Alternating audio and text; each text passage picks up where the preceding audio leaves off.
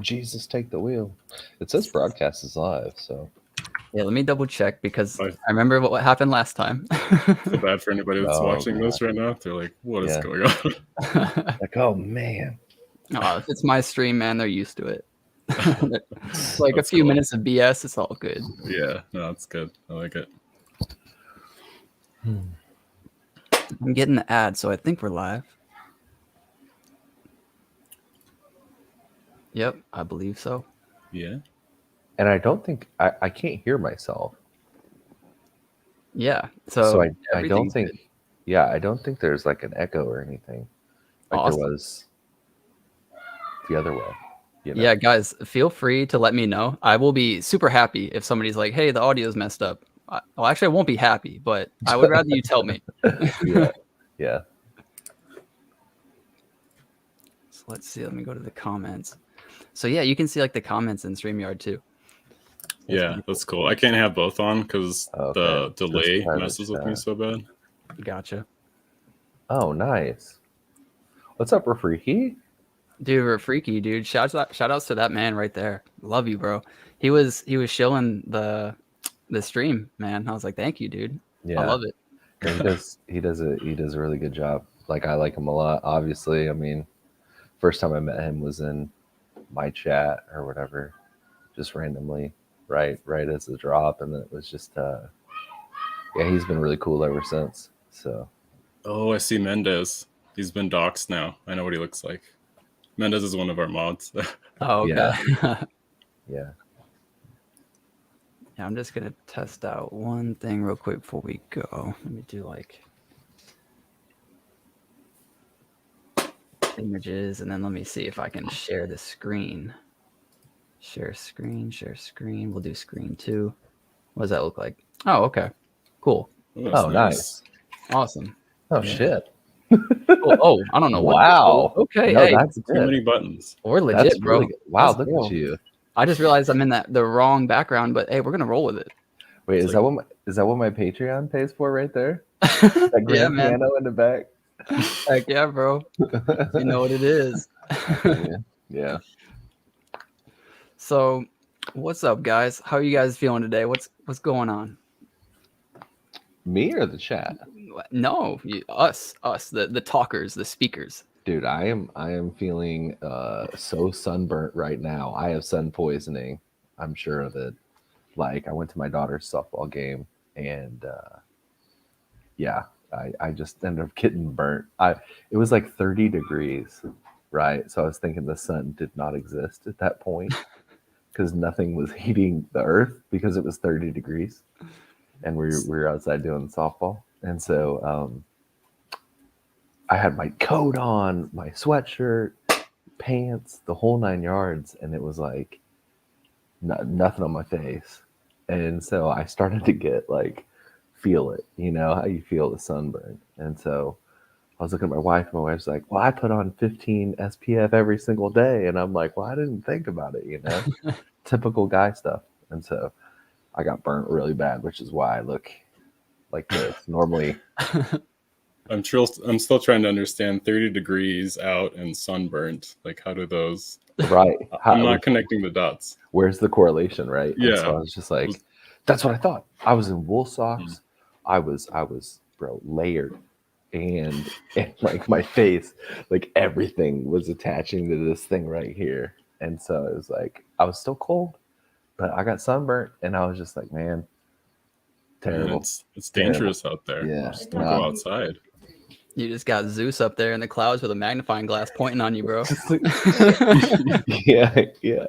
So I mean, that was pretty much it. And so, and my daughter was playing softball, so that was pretty cool. Got to watch her, and you know, a little bit disappointed just because she didn't win as much as we wanted to. But in the end, like, it was good just to be outside in the sun, regardless of the effects. So yeah. What about you, Cosmo? You do anything over the weekend? What did we get into? We went to the mountains. Typically, we'll go on like a hike on Saturday or Sunday with our dog. And my boy, I have a 6-year-old boy, so he goes crazy all the time. He loves climbing stuff, and looking for bugs and Nice. just getting messy. So yeah, we try and spend as much time outside just because for one, it's free. Being a parent, anything that's free that you can entertain your child with and wear them out is a win. And we just love nature too. So so we did that, and we also saw Sonic 2 yesterday. Oh, okay. Was that out? Yeah, it's out. Nice. I heard the first one was pretty good. Yeah, I think the first one was better. This one was all right. Yeah. It's kind of the trend for movies, right? Yeah. Yeah. But my boy loved it. He was super into Sonic probably like a year ago. And so it's kind of fizzled out now. He's into Pokemon. But at one point, everything was all about Sonic. We were drawing Sonic every day. That's partly what led me to like quit my job, to do art full time. So Sonic, I'm into Sonic. Gotcha. That's awesome, man. Yeah. So are you also a CNFT or just NFT investor, or is the project just kind of your... Hold on. You can't get out of this. It's coming out hot. What did you do? Huh? What did you do? Over the weekend? You can't just grill him right at the start, bro. He just didn't do anything, and now he's sad because Yeah. you got sunburnt and I went to the mountains. So. Yeah, dude, I didn't do much. I made videos and I prepared the videos for this week because I have a lot more videos that I have to make this week than others. So I just kind of got ahead of everything on the weekend, and I like go outside, but I don't go anywhere. Like I just like walk around my neighborhood and the neighborhood to the left of me, and I just kind of like walk in circles because I just like to be outside. So I usually am on, like, when I do Twitter Spaces with people all the time. I'm on Twitter Spaces way too much, and I'll just like be on the Twitter Space just listening to people as I like walk around their neighborhood. They're just hearing me spitting random gibberish about CNFTs. Nice. That's pretty cool, though. Yeah. Have you guys found anybody that like? I haven't. I've met one person who was into NFTs, and it just happened to be Cardano NFTs. Have you guys met anybody outside in the public space that was into NFTs or like whatever? No, I mean, I've only heard somebody talk shit about NFTs. It was at a restaurant with my wife. We were on a date, and the person, there was like a father son that were like a table next to us, and the young dude was a super bro. I mean, I'm not trying to be mean, but he was just broed out so hard. It was just like, I don't get NFTs. It's like, it's art, but it's not, you don't have anything, and I'm not making fun of him. Like, I understand NFTs, they're kind of confusing, but I was just shocked, because that was my first experience of hearing somebody talk about NFTs in public, and the irony that he would be sitting next to somebody that makes art for NFTs. I was just dead. I was blowing up chat. It was probably not a good thing to be sharing with everybody. I just thought it was hilarious. It was, that is kind of funny. I think that there are people that understand it, and that people will just eventually be a byproduct of it, right, through smart contracts and other things like that. So I think the way I look at it, there are people that look at NFTs a certain way. And so some people think, oh, it's just profile pics. It's just art. You know what I'm saying? For me, that is just the beginning, right? Yeah. Stages of what will make an NFT and what will bring to like real life. And so I think now it's just kind of like a concept, right? What can we do with it? What can we do, right? Is Ticketmaster going to do NFTs now? You know what I'm saying? Because for me, that would just make sense, right? Because you could automatically tie everything into a smart contract and then give it to a person. So even on resale, right, they would still have to pay that secondary fee. They would still be able to get royalties even if after a resale. You know what I'm saying? And so these things, I think, are what eventually are going to be the things that come out. But for right now, it's just profile pics and like money laundering and like whatever anybody else says. You know what I'm saying? Yeah, I mean, to me, it feels very much like the internet when it first came online. Like nobody really knew what it was for. We were using it for really dumb things. I guess we're still doing that. But now, now we see the full potential, and it's connected everybody. It's made the world really small, and it's empowered individuals. And I think the same thing is going to happen with NFTs, like exactly what you're just describing with smart contracts. You were empowered to create something and then manage how it's being used, right? Right. And Right. as an artist too, like before NFTs, like I was struggling to figure out how to make like decent money, you know, Yeah. just to pay bills and stuff, you know, like Patreon. Every service that I found was kind of not taking advantage of artists, but it's like the artist just had to do so much work to reap Right. any benefits. Like you just have to create so much value all the time. And so that's what really hit me hard with NFTs is like, you know, one, I get to do a lot of art, I get to practice, I get to get a lot better, Yeah. and I get to do pretty much whatever I want. And then I get to choose how it goes out into the world. And then the world gets to use it in a more interactive way than just like putting it on their wall, you know, which is awesome in itself. But there's just so much more with NFTs. It's so incredible, like the potential, you know? Yeah. No, I'm right there with you. It was just kind of, it was funny because for us it's like a huge thing, like it's a big deal, right? And still like, and I know everybody says this, but like I'm really like feeling it now, is that people don't understand it, and they don't, that we're so early to the space, even though it feels like we've been here for a century. Yeah, because dude, there's a lot like, of haters too, like right, I don't know why. I think it's kind of like people that just don't understand it. They feel like maybe people are getting scammed and they have to be like a savior. So like so many people are like, oh, all you can do is copy and paste. Like I could take this NFT that you spent 2 million on and just copy and paste it. And it's like, dude, that's like, sure, I could go online and get a picture of the Mona Lisa and copy and paste it and make it my background right now. But that doesn't mean I own the Mona Lisa. right, Like, but you know, so many people will use that. And you know, when you were talking about he's a super bro, that's all I could think of is like he has heard somebody talk about copy and pasting, and he is fist pumping the whole way, copy and pasting, like this is stupid, you know. Yeah. But the funny thing is, I feel like in a couple of years, that dude's gonna have so many NFTs. right. He's just gonna be going so hard. And he's like, you know, damn it, I wish I knew earlier. He'll be the one pumping our bags, you know. Yeah. And I'm sure there'll be people in it, you know what I mean? But like I said, with copy paste thing, I think I brought this up before, but it's like the funniest thing that I ever saw with copy and pasting, right, was you know, once the Bored Apes released their ape coin, right, and somebody who had like 100 regular apes, 100 mutants, and like 90 some odd like kennel clubs, right, got dropped like 56 mil worth of ape coin. And he's like, yeah, your copy and paste job did not get you 56 mil that I just got.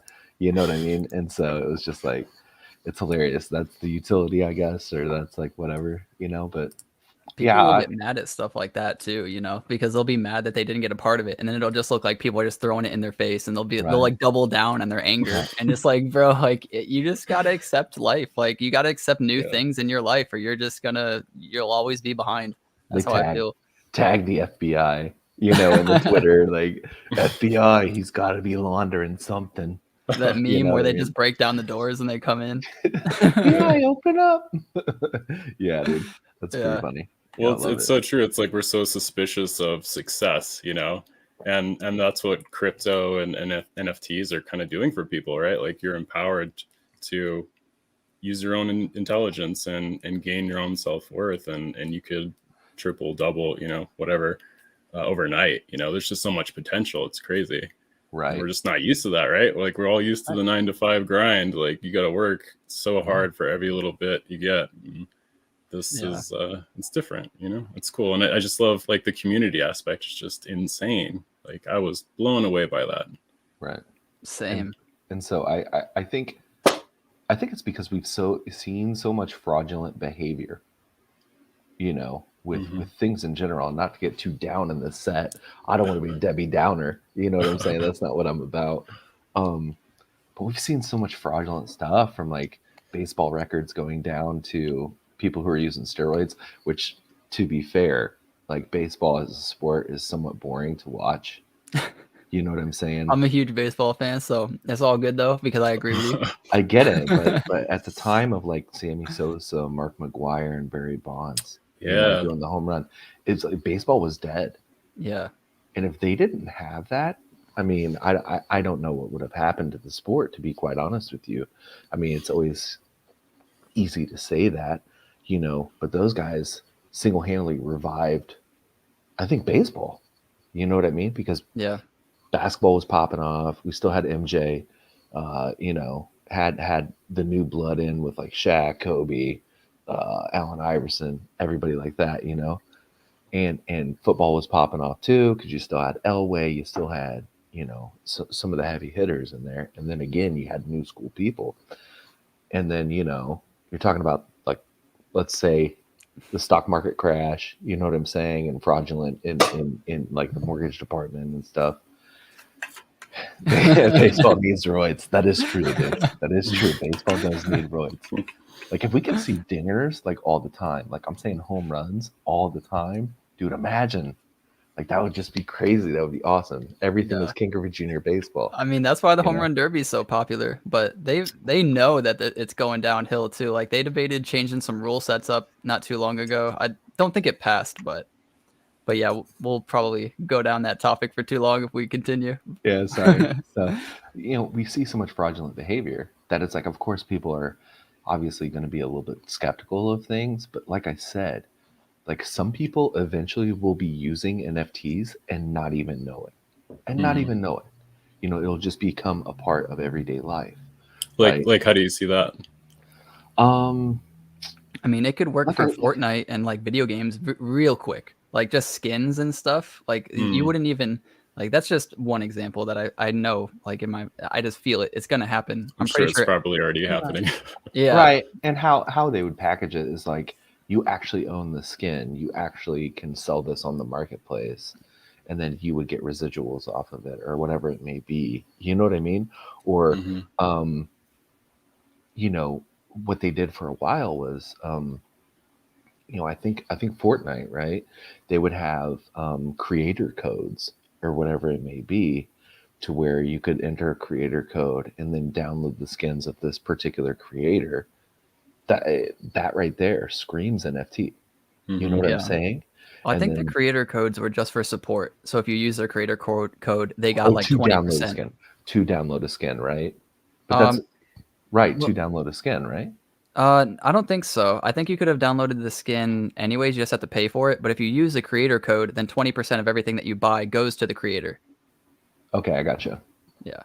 Yeah, but imagine that. But like, that could just be built in with the smart contracts. Right. And so all of a sudden, with microtransactions, now microtransactions are done, with actual wallets or in-game wallets or whatever it may be that they have. I don't know. It's like stuff like that, or like the Ticketmaster thing, like I was saying. Yeah. I just don't know why venues, right? So when you think about it now, most places have switched to cell phones, right? So they have the StubHub or whatever it may be, and you click onto the cell phone and it's got the bar right there and it clicks onto it. Imagine if somebody built a smart contract, platform for that, and then you keep the stubs, right? So you have like a wallet full of stubs to show where you've gone, to show where you've been. Maybe you pay a little extra and get like a signed version, or you know what I mean? Like, what is VIP access? I don't know. Maybe it's, a meet and greet afterwards, like this, a virtual, to where they could sell that online. There's all different sorts of stuff. Yeah. It's just somebody's got to do it. Somebody's got to think of it. Somebody's got to present it, and whoever that is, God bless you. You're going to be rich, bro. Yeah. Well, I think that's what we're going to be seeing in the next like 5 to 10 years. It's just all these different things being churned out. I think everybody's like racing to be first right now, because it's the Wild West. It's really cool. It's guns blazes, baby. I know. Yeah. Just whatever you can come up with, go for it. So. Yeah. So where did you kind of start your journey though? Did you start in stocks and then work your way to crypto, or did you start in crypto and work your way into NFTs? How did that all happen? So none of that actually. I mean, okay. I had some friends that were into crypto and it was way early on and it was super sketchy. It's like what he was doing is he was getting Ethereum. He made so much money off of that. I don't even know how much he made, but At that point, the only way you could get it out was getting like prepaid debit cards. Mhm. You'd have to get ATM cards to like exchange the crypto essentially. And so that just really turned me off. Like it just felt too sketchy at that time, So I kind of just didn't think about it for a long time. And then a little over a year ago, I'd quit my job. I was a product designer for a software company for 5 years, and it was building software for insurance companies, and my soul was dead. So Yeah. um, I wanted to do something creative again. Like I hadn't created anything just for fun in years, So um, that's kind of where drawing Sonic characters with my son comes in. Just that experience and that feeling is kind of what led me to like quit, because it reminded me what it felt like to just make stuff for fun, and it felt so good. But anyways, so I quit my job, became a full-time freelance illustrator, just working for my buddy who has a studio, and eventually my friend Dave from Dirtbirds, King Dave. I used to work with him at the insurance company. He hit me up and said, we did Dirtbirds, and it was awesome. It was crazy. Like Yeah. we did all the art in a couple weeks, and it just blew up. And Cardano was at $3 at that time. Like they were just on cloud nine. So he was super amped, and he was just telling me about NFTs. And as soon as he told me about that, I was hooked. I was just mesmerized by this idea that you could create all this art and then incorporate just so many of the things I love. Because I was also a developer for 10 years. I built websites and other things like that. So that technology aspect of NFTs I thought was really interesting. So it's almost this new type of medium to where, as an artist, you're creating pieces, but there's a dynamic element to it.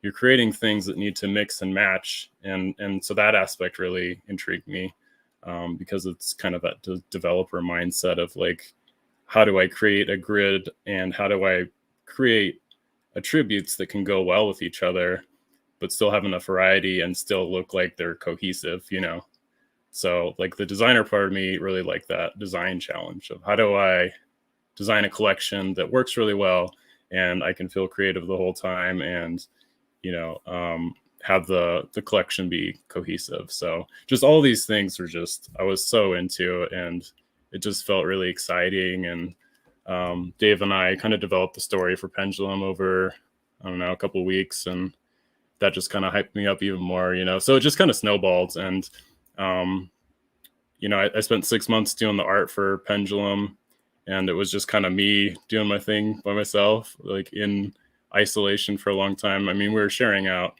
stuff on Twitter and growing the community organically and stuff. But as soon as we dropped, like that all changed, and it's been crazy. It's been really, really amazing, but really like kind of overwhelming, So. Yeah, I feel you, dude. So you said you were creating this story behind it. Is there actually lore behind the pendulums, behind the order? Oh yeah. I mean, we didn't go super deep into like each character per se, but just the overarching story. It kind of just sets place in this unknown future where the environment of Earth is just unstable, or the galaxy, whatever you want to call it, is unstable, and so humanity has to adapt. They have to adapt to be able to survive.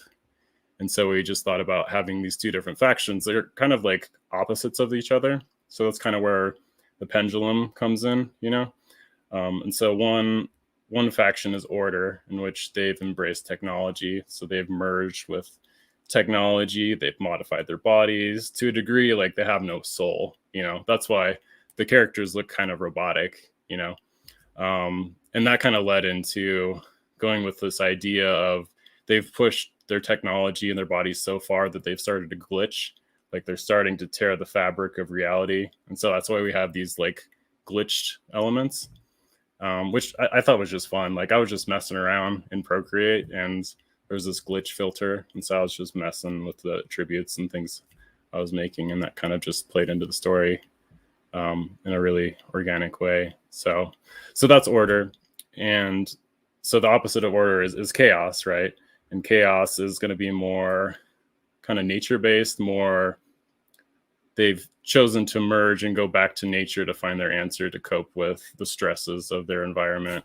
And so I'm really excited to explore like more organic shapes, like I have ideas of, like these wooden antlers coming out of heads, like there's really crazy things I think I can do with it. So I think chaos will be more kind of like fantasy inspired, if you can think of like the Dark Crystal or the Never Ending Story.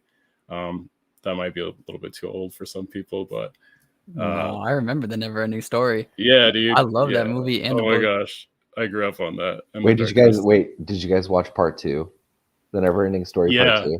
Yeah. So I don't we think took a road so. trip to Texas, and that was the first time my boy saw the Never Ending Story, and he Okay. loved it. And then when we came back, he wanted to see the second one, and it was like such a disappointment. Yeah. It's awful. It just doesn't make any sense. And It's awful. that green dragon thing that he creates is just so weird. Like the Yeah. design just got way out of hand, but it's still I love all sci-fi and fantasy, really, no matter how good or bad it is. It's just I just love seeing people's imaginations, So so that'll be kind of heavily inspired for the Chaos collection, and I want to go like darker with it too. Like growing up, I was super into Spawn and Alien and Predator, like all those kind of dark, gory, kind of crazy alien stuff. Like I love that stuff. So I'm gonna kind of let that fuel the inspiration for Chaos as well. But yeah, I mean, we went a lot deeper into the lore, and a lot of it we kind of want to leave open to kind of create with the community, because I think that'd be really fun. But yeah, I could go on that stuff for a while. Oh yeah, what's up? What's up? Oh, what is that? You're muted. Like Dude, I'm bragging. old. I'm old. I'm trying to figure this out like my mom and my dad. No, but I'm saying something like that. So like a fantasy art style. Yeah, and I think like the aesthetic will. I'm gonna try it. It's gonna be hard for me because I'm like a perfectionist, but I'm gonna try and make the style a little bit more messy. So something I threw out there was doing like trash polka. I don't know if you guys are familiar with that style of tattooing. It's kind of like a mix between illustrative and like abstract geometric shapes or prints and patterns and stuff. But that might not gel very well, having those be a part of like a tribute. So I'm just gonna have to play with it. But that's the fun part for me. It's like exploring things. Like that's my jam. Like the pendulum is essentially a way for me to be able to play all day. So. No, I love that. The idea of chaos and order and the pendulum, like it blew my mind. I don't know why I didn't think of it before, but like you saying that, it put everything together. I was like, oh wow, like this is crazy. Cool. And yeah, dude, I love that. Somebody said, will there be anything planned in between order and chaos? Yeah, so I mean, I've taken a little bit of a break. Like I went to Texas with my family after we did the drop. We hadn't gone on a vacation in 3 years, so we needed some time to like recharge. And then this past week, I did a collab with I'm gonna just mess his name up so bad, but Jordi Latau, I think is how you say that. And he does this cool like hand type of collection. So I did a tribute for him. So I just kind of wanted to creatively refresh and restart myself before going hard, because doing order, that was intense. It's a marathon of drawing. I love it, but it takes a lot of energy. And I've also needed to kind of like stabilize from the drop, because it's just a big change for me to have so much community and so much family now. It's wonderful, but it's just taken a little while. So yeah, so in between order and chaos, what I'm planning on doing, and we have to work out the details, is just doing like art contests and collabs, like tributes, and probably some like giveaways and stuff. We'll figure out how to kind of keep everybody like pumped, but not in like an inauthentic way. Like we'll just see how it goes. And right now I think we're just experiencing kind of some growing pains. So we'll stabilize and figure it out. So have you ever thought of doing different variations of like one-offs, right? So some people, believe it or not, are just fan of your art now. Okay. Right. Now that they've been exposed to it. So it's like, well, we want more of your art. right? And so I think the point is like, so you do different variations. So you do like a 30-minute fire sale or an hour fire sale where you can mint, whoever wants to mint one can mint one, right? And then it's just like a one-off here or there of either your collaborations or like whatever. Is that something you would consider doing or something that would interest you? Because like I looked at your hand, like the tribute or collab that you did, and I was like, where do I buy?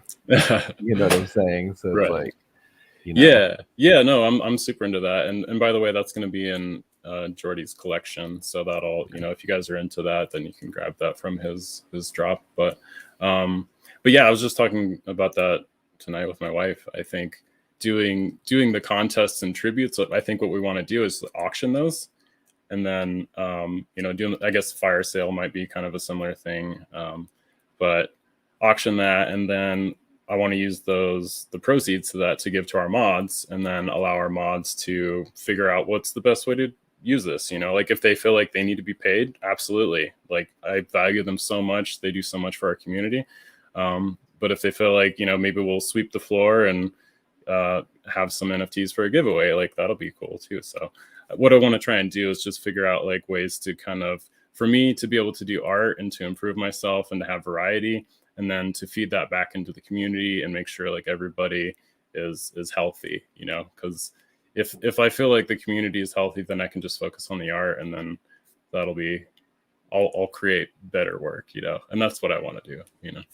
So I noticed you do stay rather active in chat, which is great. It's a good way for people to connect with you. Who are some other people behind the project with you that people could focus questions on or promote ideas to? Who are those people? Sure. I mean, all of our mods are great to reach out to. I think each one kind of has their specialty. I think like Mendez is probably our most active mod, and he's just like crazy at everything. So anything you really need, hit up Mendez. Don't overwhelm him though, because he does have a life. And then Papa John AZ is he's like the dad. I don't know a good way to put it, but he's just very well grounded and has a good perspective, I think, overall with Cardano. And he's just been doing this stuff for a long time, and he's a super heavy hitter. And then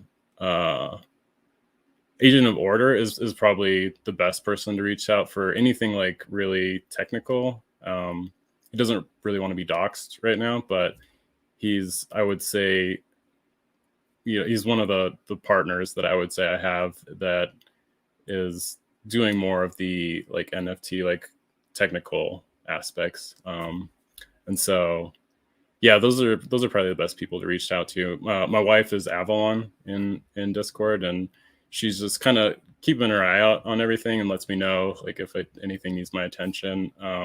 But she's amazing. She can help you guys with anything. She's very sweet, so she doesn't want to upset anybody, and she wants everybody to be happy, So yeah, so that's kind of my support system, and there's so many like OGs that I could call out that would be great to help out too. So I think, I mean, the community really kind of supports itself. I haven't really had any issues of trying to struggle to keep everybody like at bay or keep things healthy. So yeah. So does your wife help you at all with any of the drawings? Do you like show her like, hey, what do you think of this? Like, is this good? Does this match? Like, I need a fresh pair of eyes. Yeah. No, I mean, I do, of course, but she's biased, man. She loves like anything I do. Not to say she won't tell me the truth, but she just thinks everything is amazing, which I need that, I need that type of support too. But I think my boy is the best critic. Because if I show him something and something's weird, he's like, Dad, that looks funny. And I'm like, shit, it does look funny. And then I have to fix it.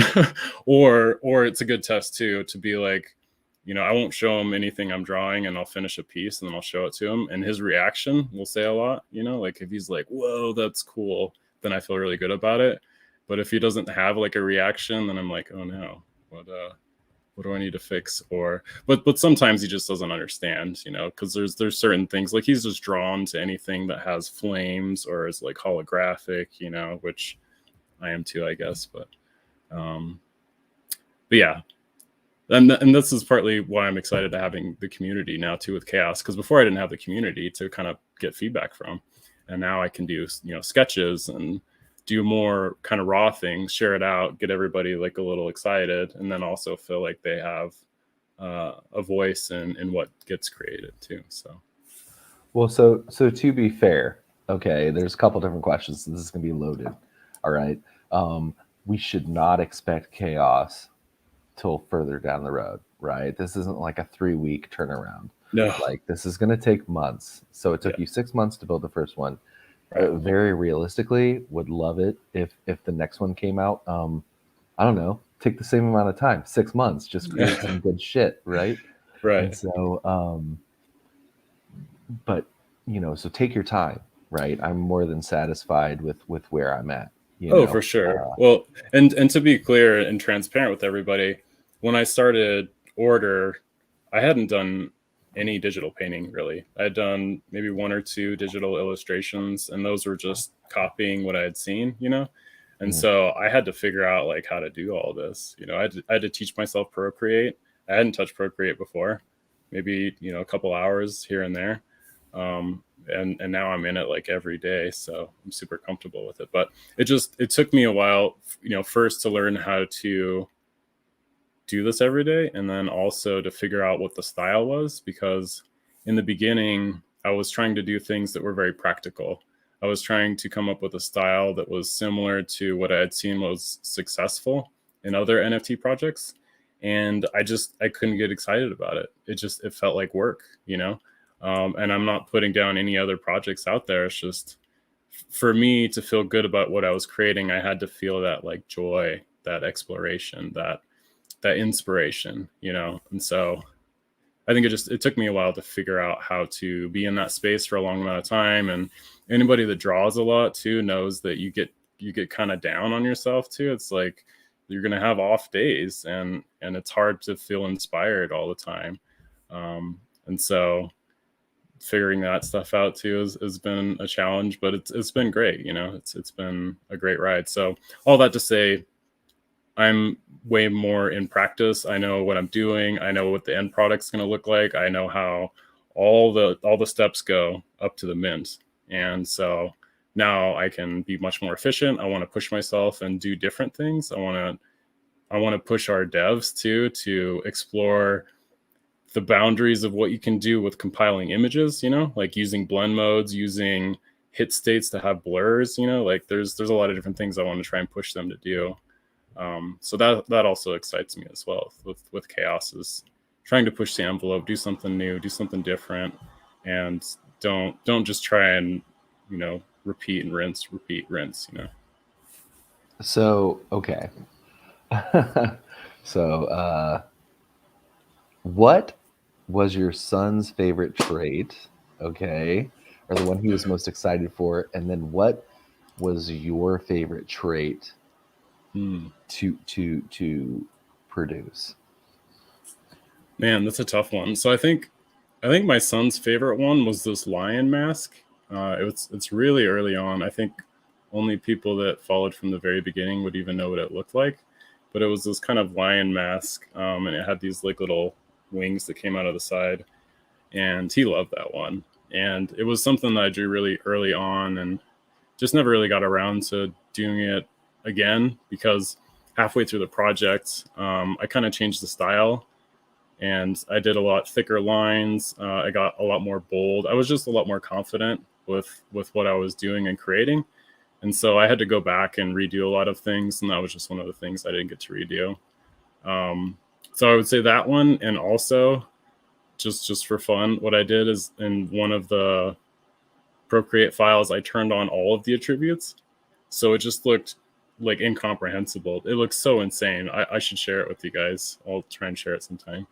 But that was one of his favorites too, because it just was so over the top, and any 6-year-old would be like, yeah, that's crazy. So those were his favorites. And then, so I guess one of my favorites, it's hard for me to pick because I can like remember where I was and when I was drawing every attribute and like all the struggles I went through with each one. So each one is really special, but I think the assassin set, which is interesting because I think that's the one that's done the most well in terms of people desiring them and trading them and selling them and shouting them out. And it's the one with the sword, and she's got like a chrome dome and this like skull mask. And I just remember that day when I was drawing at Starbucks, and I was like so stoked on it.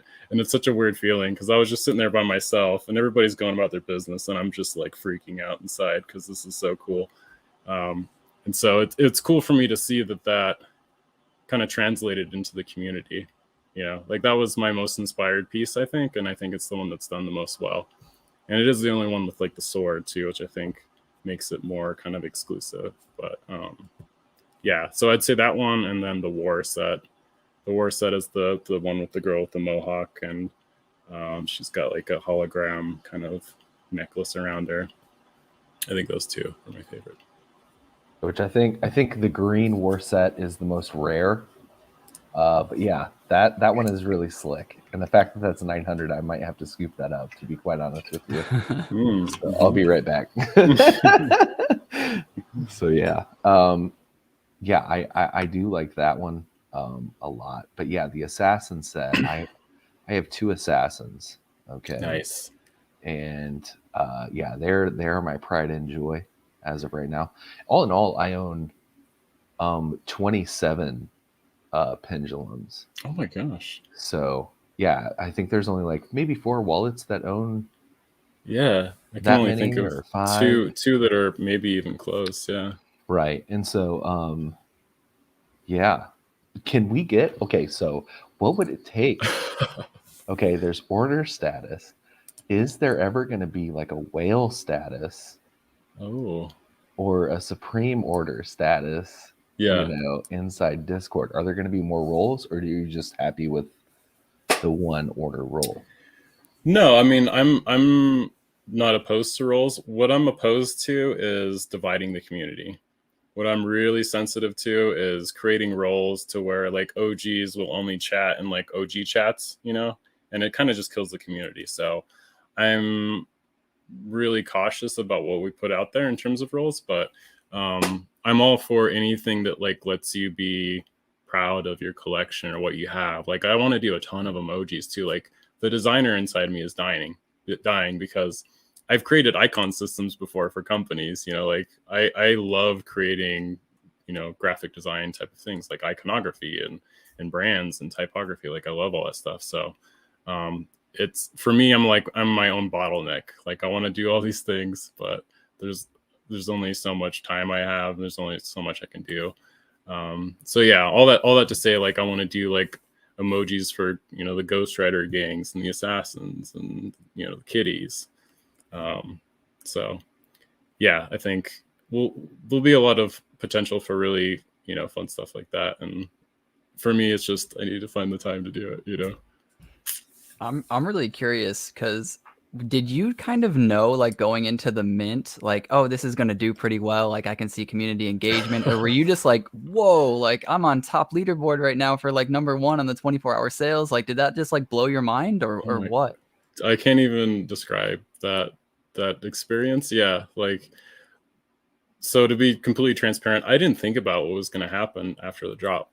Like I was just working so hard to get to mint day, and then when it was close to mint day, I was just praying that it went well, because so many drops, they just they can go horrible, and it just ruins a project, like, and I wanted everybody to have a good experience. I wanted them to be happy with what they got, so I was actually more worried about, were people going to be upset that they got a model that doesn't have any attributes on it, because I really loved those ones. I like the kind of minimal look, but I just didn't know if people were going to be into that, and it felt like they got gypped, so just all these things were going through my head, and I guess I never really thought about what would happen afterwards. So when the mint did go so well, and then we sold out in 3 hours, and then we were top 100 within a couple hours, like within 24 hours, and it just kept like skyrocketing. It was crazy, you know. And I finally understand that freaking rocket emoji. Like that's what it felt like. It was just nuts. But you know, it was such a big change for me and for my wife, like in such a great way. But it just, there was so much growth so quickly that that's been kind of a hard thing for us, and it's something I'm grateful for, and we're working through, you know. But it was just something I never expected, and the best part of this whole thing too, I feel, is the community, man. I've been blown away by with just how kind everybody was, you know. I've been waiting for criticism on the art, and the designer in me is like ready to debate, you know, my design decisions, and it's not coming, and that's fine. But I was kind of surprised by that too, you know. So there's just a lot of things that really surprised me, and it's been a really great ride, and now I can't really see myself doing anything else, you know. It's just I'm just blown away. So it's really cool. Yeah, dude, that I was so like blown away too, because no mints were really doing that well. And so like I was just kind of not minting anything, and I was like, you know, like the art looks really cool, yeah, but like, you know, nothing's really doing well, and I'm really low on money. Like I'll just wait. And then this dude, he hits me up, and and he's like, dude, are you getting Pendulum? And I was like, I think I'm gonna hold off on it. And he was like, no, buddy. you can't. You can't do that. And I was like, what do you mean? Like nothing is doing well. He's like, yeah, but this is the best art I have ever seen, hands down, period. And I was like, okay. Like I trust you. I'm gonna go with it. Like, let's do it. Man. So I minted one, and it was a 3 trait. And I was like, okay, you know, I don't know if this is good or bad, but like, you know, it's like higher percentage to get the 3 traits, right? Right. So I was like, dang, like I think this is kind of like a bad one. He was like, I don't care, I'll pay you 100 for it right now, and then you go and buy another one. And I was like, okay. And so he sends me 200 because he's a jerk. And so and he tells me, all right, you got to mint 2 now. And I was like, okay, I'll go mint 2. And you know, I get a 4 trait, and then I get a 5 trait. And I was like, I mean, every time I mint, I just keep getting another trait. So Nice. you know, and I loved the 4 trait because, and I sold it, unfortunately, but it was so dope. It was like it was like a black and white vibe. I think it was like a black face, a white mustache with like a black background or a gray background or something, and it just looked so freaking nice. And I was debating taking it off and like selling the 5 trait because it's like more rare, and I was just like, I just want to keep this one. Nice. But I ended up selling it, I think, for like 300, and I was like, dude, I kind of feel bad about selling it for 300 because, like, dude, it was so clean. Oh, that's so rad. Yeah, that was the first time I really minted anything. You know, I hadn't gone through any minting experience because I was going so heads down on my art, you know. So it was a cool experience, and I'm glad that it like went so smoothly. Even the Dirtbirds crew said that was the best mint they've ever done. We didn't have any issues. Maybe like one person accidentally sent too much ADA, and it was kind of a hard time getting it back to him, but we got it back to him, you know. And so yeah, and it's so funny too, because my boy is so into Pokemon right now. Like he's so into it. It's insane. I'm so tired of talking about Pokemon, but he loves Pokemon cards. And this is what it was like, you know. It's like opening up a Pokemon card pack and seeing what you get. And it was like such a rush just to see what you got, and then to see what other people got. And like 2 of the Dirtbirds guys got 1-of-1s, you know. They got, one of them got an assassin set, the other got the green warrior, like the war set. And so that was it was a really cool experience. It was such a great payoff, and a great kind of celebration for, you know, finishing all this art and getting it out to the world. You know, it's just, it was really cool. Yeah, I'll let you go clean, but I'm going to show the screen real quick of the one that I got. It looks so freaking clean. Let me see. This one right here. Somebody, I guess, just sold it like a few seconds ago or something for 400. Ooh, so yeah, it looks like they got another 100 off of it. Yeah, that's dope. It's so clean. I love the stash, man. Oh yeah, my boy Stange Moose, he collects stashes, and so he'd be into this one. Dude, I don't know. This one just speaks to me, man. It's just like the cleanest thing I've ever seen. It's just like I don't know how to describe it. The black and white is just perfect. Yeah, and that little touch of green. Yeah. So one thing too is with our collection, we did 5,000, and I'm so OCD and I'm such a perfectionist that I went through every one of them and picked every one that was in the collection because I wanted them all first to like work well, because there were some attributes that kind of clash and they look a little weird. But I just wanted to feel really good, like everybody was going to get something of value, because we pushed the price too. Like people weren't normally charging 100 ADA for anything, and the market wasn't doing that great at that time, and nobody was minting like you guys said. So I guess I felt like extra responsible that everybody got something that they liked, which for me that was fun anyways. Like I loved going. There was thousands that we didn't even mint, which was cool and kind of sad in its own way, but I feel really good about the collection as a whole. So I spoke to Dunes about the 101, and originally I wanted to proposition him for it, but then at the end I was like, you know what, like I know the value of this, and it's like, just hang on to it, man. Like, you know what I mean? Like, yeah, I wouldn't be able to realistically afford something like that. That piece is like awesome. Like it would be, I would trade almost every NFT I have to get it, but wow. It's just like, just hang on to it. You know what I mean? Which, I already had. Which one is it? The So assassin? it's the 101 assassin. Yeah. Which color? Because there's 5 different colors. So I want to say it's I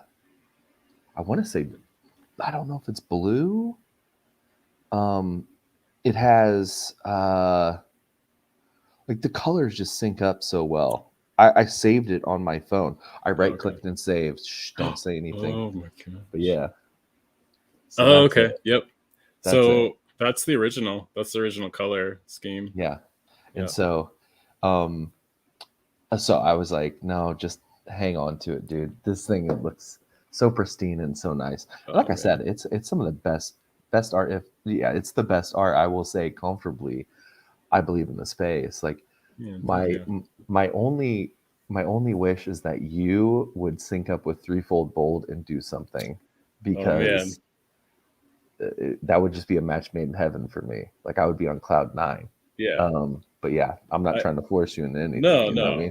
I think it'll happen. Like I've been kind of messing with them. I love their whole narrative and the experiential aspect of the art that they're creating just on Twitter. Just the weird stuff that they put out. I love it. I just eat it up. And so I've been like shooting out just some weird tweets that have semi code in it. Just messing around with them, and they always shoot me back something really cool. So, and my buddy Atreyu, who's a mod, collaborates with them. So I think, we'll definitely be collabing in the future. That's good. And so, so I always had a question, and maybe this was handled. I don't know how many people asked this. I'm sure people did in the chat. What is okay? So you have 2 different things. So there's a signature, and then there's your guys' icon, right, in the bottom left. So is there any significance or symbolism behind any of those, one not having it as opposed to having it? What is that? Yeah, so the icon is just more of like a brand thing. I wanted each NFT to feel like it was branded and like an art print, where there's something that kind of authenticates it, right? So that was the purpose with the logo, and also I just love that stuff. Like I'm a designer, and so I think just the aesthetics of it looks really cool, and it feels a little bit more high end, and it gave me another element to kind of play with on the screen or in the frame.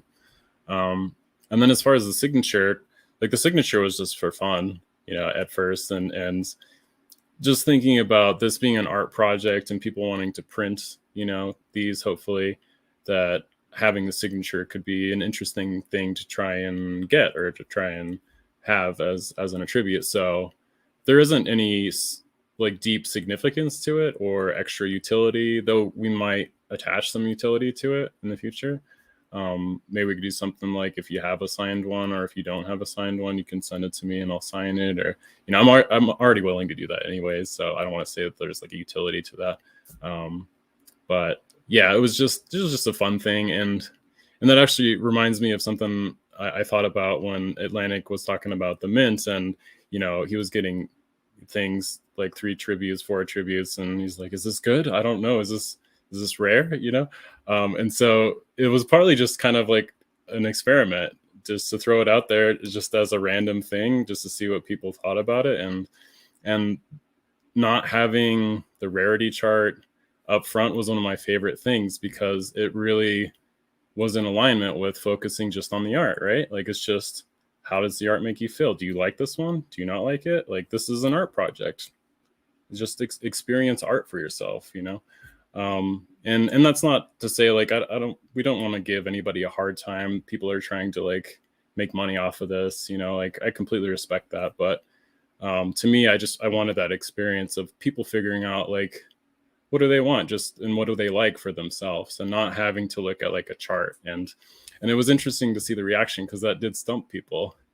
There was a lot of people in chat were like, "Is this good?" And it's like, well, what do you think about it? Like, what you think matters, and you should care about what you think. And if you think it's cool, that's all that matters. I really love that. I'm like very analytical, like when I pick projects, I'm like, how many people are in the Discord? What are they planning long term? Like, do these kind of projects do well? Like, I am like 99% thinking like, can I make money? Like, that is just how I am. And, but every once in a while I will be like, I like this and I'm going to buy it because I like it. I haven't done it in a while. And yeah, with your project, I love that so much, because like I was saying, like 99% of the time I would have held the 5 trait, and I mean, I did, but I was thinking about selling the 5 trait just because the 4 trait was so much better. And I love stuff like that, where it's like, this just looks better, therefore it's worth more, and Right. there's not a lot of projects that do that. It's like, well, here's this cat or whatever that looks, I'm not throwing any shade. All right, random animal that's never been picked before. All right. Good luck. It looks like crap, but it's the rarest one, so it's selling for 20,000, right? And it's like just way different with art projects. So yeah, totally. Well, I think that's how my boy would react, and he doesn't care like how much something's worth. If he really likes it, like that's the most important thing in the world to him, and I think I really like that experience for myself. And so I think I tried to do that with the art and tried to recreate that experience for everybody. Right. Because if I think about it, the happiest I've ever been is when I was little. And I know everybody has rough childhoods. We go through rough stuff, but there was a time in your life where you have no responsibilities. The only thing you do is play, right? And what greater thing to try and recreate and like share with the world, like that's what I want to bring back into the world. And honestly, I feel more passionate about that than I do my art, because the experience I had in going from a place where I felt like I had to work and grind every day to get everything I needed, and I had to compromise on what really felt good to me, like going from that into a place where now I get to play all day, I get supported, I have a community that I can pour into, I'm so much more passionate about helping people get to that place. And it's really cool, because a lot of people have already reached out about that. And so that's what is more exciting to me. Like, the art is great. That's very fulfilling to me. But I feel like this has allowed me to kind of show up in the world in a different way, in a way that's much more meaningful than staying where I was at, just doing a 9 to 5 and being grumpy after I got off work, because I'd spend all day in meetings talking about insurance, so. I 100% respect that too, man. I'm not like necessarily in like a super secure place, but like, I'm doing pretty decent with YouTube now. And I was doing the same thing. I had a similar job. I was doing software development. I did it for about 8 months, but I went to school for it for 8 years. And by the time I got out, I was already burnt out. Dude, and I just so much debt too, right? Yeah, I'm fully disclosed. Like, I am in roughly like $60,000 worth of debt right now from school. Yeah, and like, dude. Bro, I'm gonna have a payment in my life no matter what it is. Like, I'm not like super stressed. Like, it didn't ruin my life. Like, it's fine. But like, it's not what I wanted to do with my life. And so I quit it to talk to people like you, talk to people that have passion. Like, I was sick of going to work and having people be like, so man, did you get that thing figured out last night? And I'm like, dude, I just got to work. Like, what did you do yesterday? All right. Why are we already talking about work? Like, are you a human, or am I talking to AI right here? Like, right. But it's a choice. So like, for me, what had to happen is we had to get rid of our debt first. We had to get rid of our debt. We had to lower our cost of living. We had to give up some comforts, you know. But doing that allowed us to be in a place where I didn't have to make very much money, you know, and so I could do this NFT project and do a little bit of work on the side to pay the bills and stuff. But I think what people don't think about a lot is like, what am I willing to give up, or what am I willing to change in my life to allow me to do what I want to do? And for most people, and I feel so horrible because I was in that state for so long. For most people, they don't know what they want to do, and they don't know what they want, you know, because we've always been shoved into a place where like you have to work, you have all these obligations, you have all these responsibilities, and changing careers is such a difficult thing, you know, because we put so much time and money and effort into a career or education, and then switching it, you go back to ground zero, right? And who wants to do that? So that stuff I get super passionate about, but it's so cool, man, that you're doing what you want to do, and you're figuring it out. And like, that's inspiring to me. Like, that's what I want other people to be inspired by. Cause I think when everybody's happy, when your cup is full, like, you feel generous, man, you want to give to others. And if everybody was like that, man, things would change.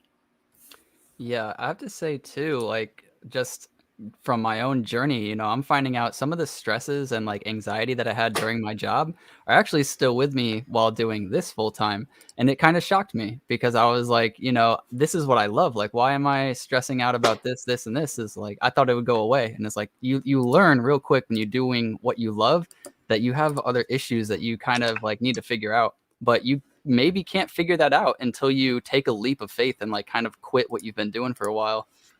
And, Oh yeah.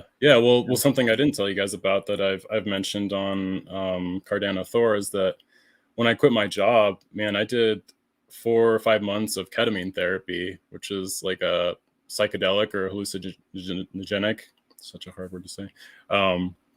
But I needed to do so much inner work because I was so like unhappy internally as far as how I was able to create. You know, I couldn't create from a place of joy anymore. And I didn't know what I wanted to create for myself because I was creating for other people for so long that I forgot what that was like, you know? And for a long time, that was super fulfilling, you know, building websites, creating brands, doing illustrations, icon systems. Like, I loved all that stuff. It was really fun, but it was never things that I wanted to do. You know, it was always in a style that matched the corporate identity, or it was always aligning with client goals, you know, which is great. You know, there's a great fulfillment in service, but I did that for 15 years, you know, and it felt like that well was dried up, you know, so I wanted to do something different.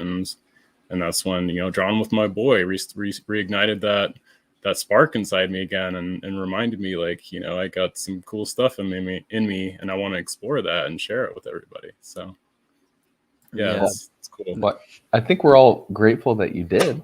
Yeah, no, what I I'm mean? grateful that everybody Yeah. has, you know, told me that, you know. Yeah. So it's And cool. so I think as I'm getting older, I've realized like I don't want to make money for other people anymore. You know what I'm saying? Like I've invested so much time and effort and energy into making other people's dreams a reality that I've forgotten where my own place was.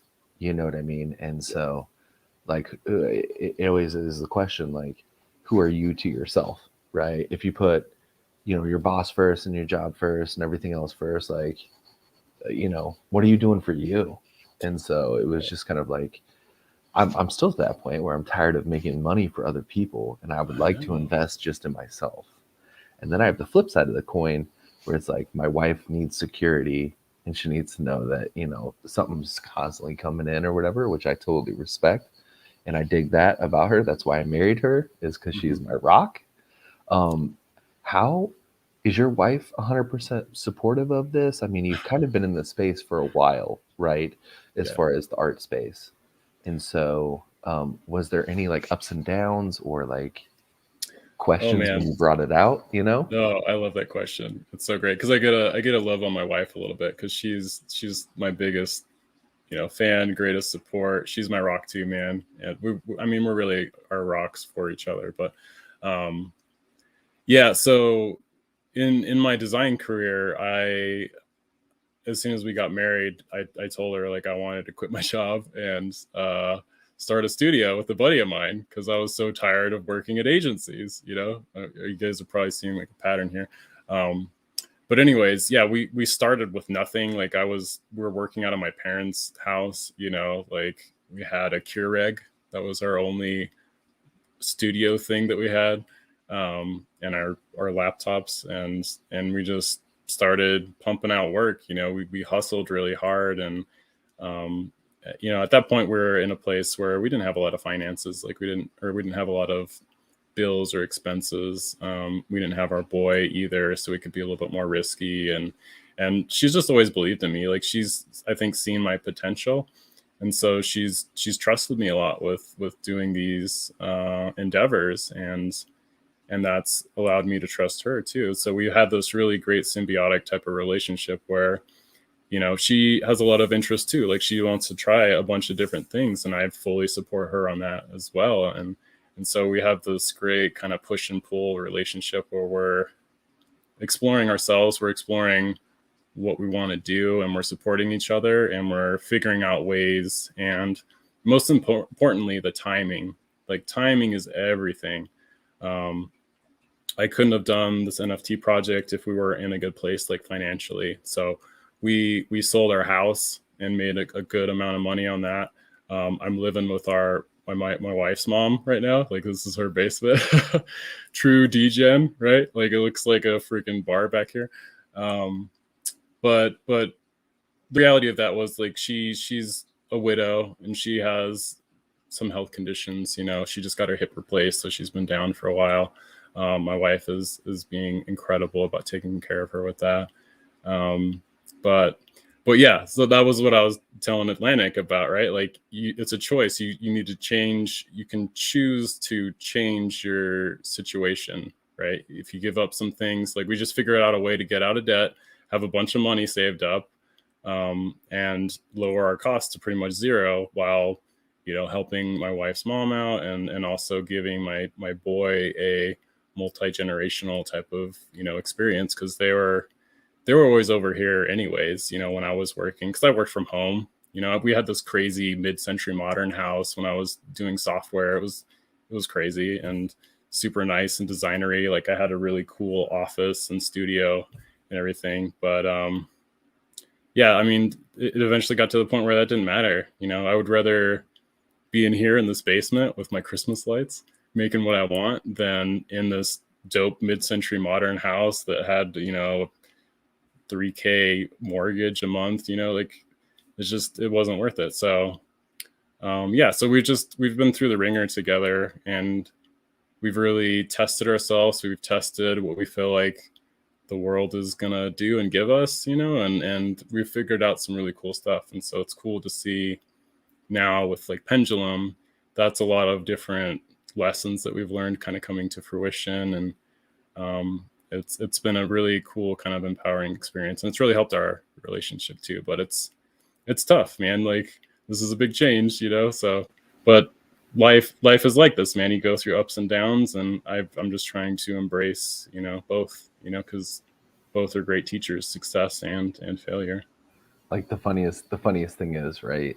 So I was talking to my wife about this, about the housing market, right? Because we all know it's at a peak. It's somewhere, right? We know it's higher than what it normally is. So I could sell this house right now for like 300, around 300, mid 300s, right? Yeah. And I'm like, do you have any idea? And Cardano's on a dip. Do you have any idea how much ADA that can buy? you know what I'm saying? So I mean, and I could live with my in-laws. Like they're fine. Like they don't bother me. I could just live in the basement, bro. I would be fine every single day. So it's looking more attractive, day by day.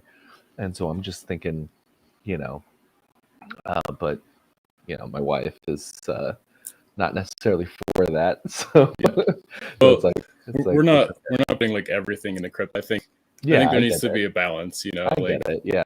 Yeah, like the income from the job was great, but I'm not relying on that to live, because I know it could go away just like that. Right. So I think you should be careful with that stuff for sure. But yeah, no, I totally get it. It's a hard thing to like sell, Right. And so it's I want to be as confident as I possibly can, because she relies on answers for me just as much as I rely on answers for her. And so she Mhm. usually has better answers than me. But Oh I'm yeah. sitting there and I'm looking at the housing market right now, and I'm just like, well, when's it gonna pop? Because the thing is, like, I could sell my house, but then I'll have to buy another house. Right. And so now I'm buying at a house that I'm gonna be upside down on, essentially, because it ain't gonna be worth nothing, Yeah. in like 6-7 years. Right. And I so mean, I think you're right. Like the better thing for you to do is to probably move in with some in-laws or something. But if your wife's obviously not cool with that, I mean, it's mute point. But I was talking to my family about this a while back too, because I have a best friend who has a child and he has another child on the way, and he's pretty young, and they've been supporting him, his family, and it's always like a question of like, would it be better if we like made him figure it out on his own, or is it better to like help support him while he's in the house, like sink or swim type of environment? And my stance on it is, I feel like we should support 100% for like a bunch of different reasons. A lot of people see it as enabling, but I don't think so. I've seen like a bunch of other cultures are very fine with their families living in their house, like up to 8 to 10 people, even depending. Oh And I, yeah. yeah, and I think that it brings you together. Like, you don't want to raise a child just you and your wife. Like, sure, you could do that just fine, but wouldn't it be great with their grandmother and their grandparents and their aunts and their uncles and all of that? Like, that you get a more well-rounded child that way. Oh my And gosh. Yeah. I mean, I can tell you firsthand the benefits of having a multi-generational home are insane for a child. Like my boy gets so much more of a perspective of the world, and not only that, like it gives my mother-in-law, purpose. She gets to enjoy her grandson and gets to watch him grow up, and that gives her vitality, gives her energy, gives her a reason to like get up. Not that she wouldn't get up in the morning, but it's something to enrich her life, and it's good for everybody. And the only downside is the stigma, right? Like I've even had friends from my old work that have given me shit for doing this, but I don't care. Like I don't have any debt. They got freaking so much debt. They got a mortgage. They can't do anything. They're stuck at their job, like, and that's their choice, and that's fine, but I don't need to justify myself to anybody, because I feel fulfilled in doing what I'm doing, and feeling this way, I feel like my cup is full, and so I can overflow that to others, and that's, I feel, more important to me than what others think about where I live, or anything like that. So when you create art, when you create, especially Pendulum, did you listen to music? If so, what music did you listen to? Or did you find yourself vibing with a specific style that really helped you create? Oh yes, I like that question. So man, this is going to show how much of a nerd I am. But yes, I listen to a bunch of music, but I listen to movies a lot.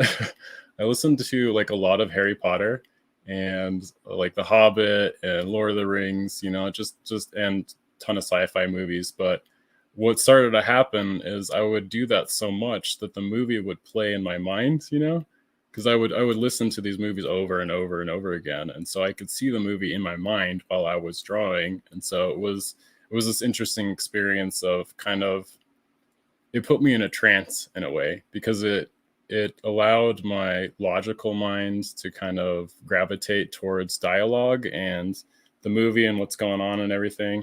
And so that allowed my creative mind, or the right brain, to just be fluid. And that's really how I draw and create. Like I like to be in a place where there's no judgment, there's no criticism of self. It's just exploring form and shapes and what feels good, because I think I draw, what I've observed at least, is I draw kind of in a way that a sculptor would sculpt. I don't have like a picture in my mind and it's just like I'm a printer. It's like I start with simple shapes and then I explore form, and then that form kind of almost tells me what it wants to be, which sounds really weird, but I've heard other people, kind of other creators, talk about it in a similar way. So I think it's not like super uncommon. But yeah, so that's kind of what I would do. I listen to a lot of different electronic music. I got super into electronic music when I was doing development work, because it kind of had that rhythmic energy, right? That kept you going. Like when you're writing code for hours on end, it gets kind of monotonous. And so that kind of helped me keep going. So yeah, it's a lot of mixtures of that stuff, but mostly it's like whatever I felt, you know, like that's a big difference going from kind of the corporate world for me to being creative all the time is I just do what feels good, what feels good in the moment, and what do I feel like is gonna kind of fuel me, not what makes sense, or you know what should I be listening to, because really I should be listening to like podcasts, you know, I should be listening to things that are making me more intelligent, you know, but I don't know, I like listening to movies better. So I know you talked on ketamine treatments a little bit. So I was wondering, do you use anything to kind of get you in a rhythm to write or draw, or was that just like a one-time thing to get you in the right state of mind?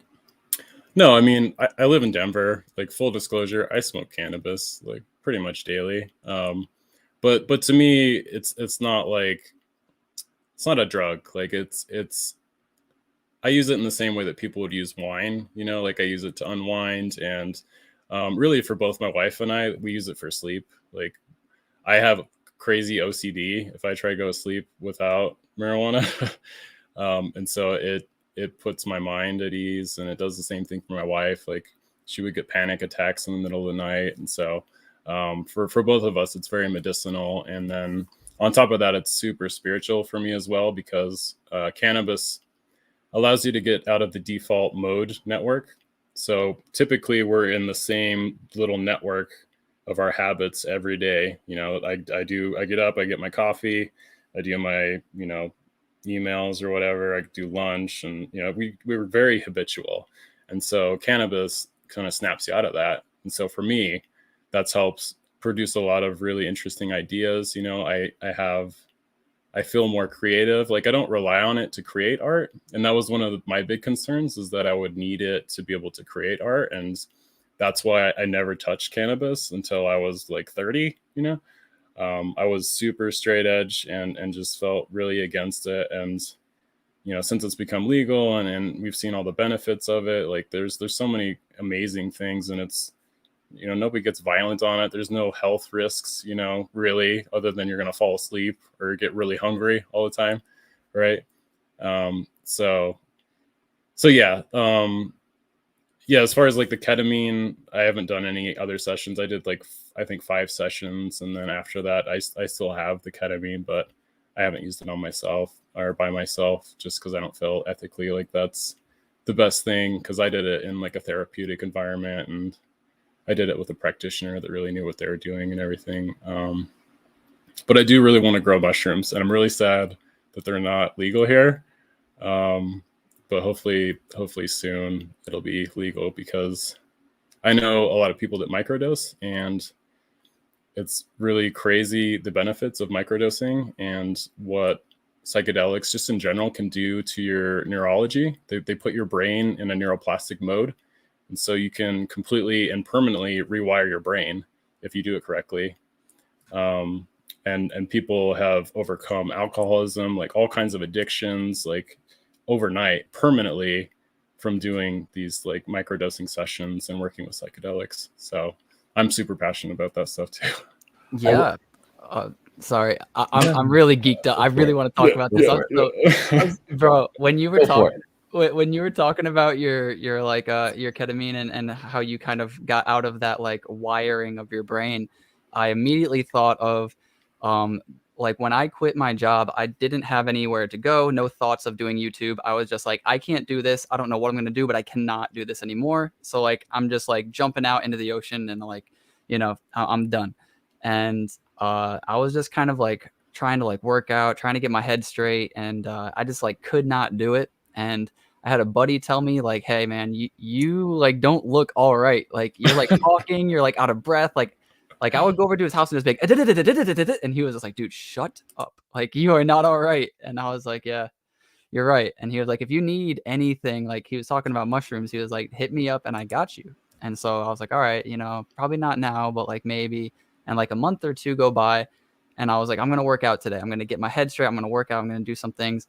And I worked out for like 2 minutes and just got really depressed. I sat down, I turned off all the lights, and I just like put my head down and like Oh, I was in a bad space, man. And I was just like, you know, all the negative thoughts of like bad stuff.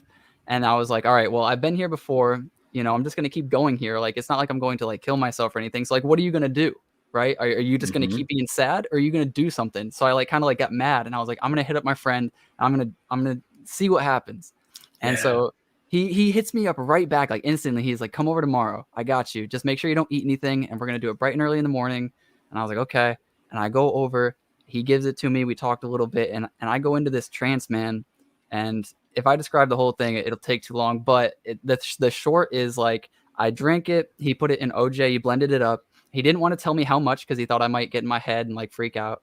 And I like just took it, and I like laid back in like a couch, kind of like in the couch behind me, and just kind of like sunk in. And you know, like it was just like a purging of my soul, but all I could describe it as is like a conversation with my inner self from my outer self. Yeah. And I was just apologizing like profusely to myself, like, I'm so sorry for not listening to you, like, why, I'm so sorry, and like I was just crying with like no emotion, like not like sobbing, like just tears flowing with no emotion. Yeah. And I thought it was like 20 minutes, and he's like, dude, you've been out of it for like 5 hours. And I was like, oh, okay. And when I came out of it, dude, like I had this tightness in my chest completely gone. I had like self-doubt like completely gone. Yeah, dude. Like anxiety completely gone, like so many things. And yeah, that's when I started my journey on YouTube. So yeah, I love that stuff. I swear by it. Oh my gosh, that's amazing. And that's such a consistent experience that I've heard from most people that intend to use psychedelics in that way, you know?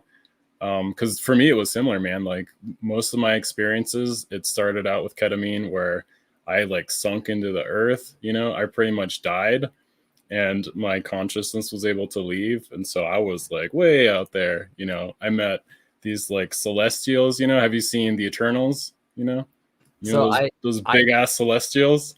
I didn't actually ego death. I didn't get that far. Okay.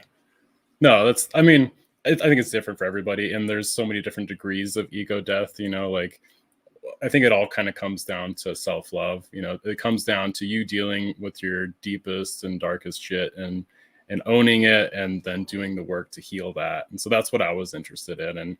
And ketamine is great because it does the work for you. It allows you to get out of yourself without having to focus on that from an energetic perspective, where like I need, like if I'm trying to focus on work, I have to really focus on work, you know.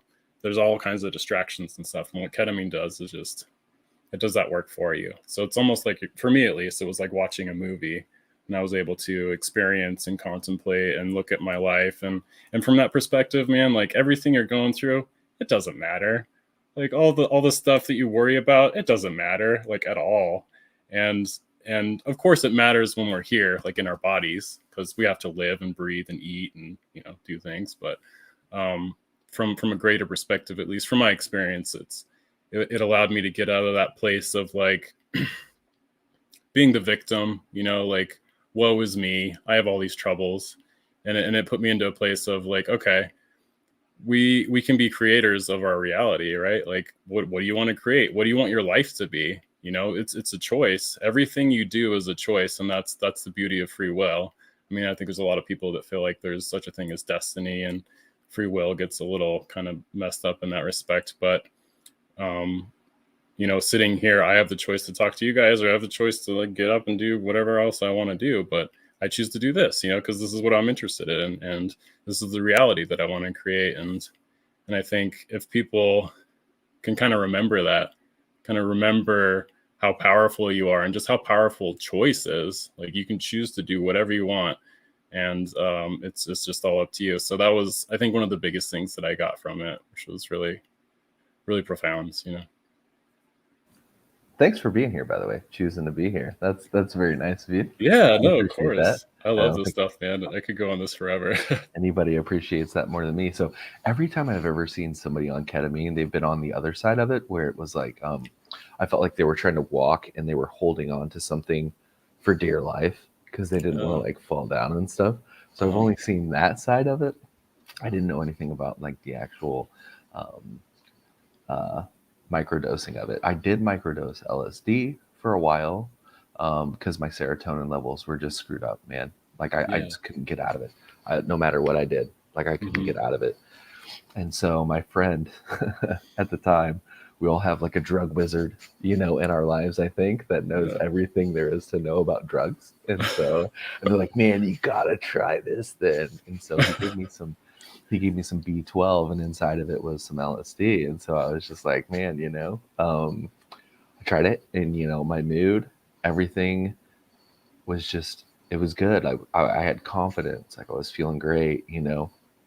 And then just one day he like quit, and I was just like, well, all right, you know, there's nothing I can do now. And so Ghost is in the chat. I think he knows who Dakota is, but yeah. So that was kind of yeah. I mean, I used to think like, okay, drugs are bad or like whatever it was, right? And so I was a very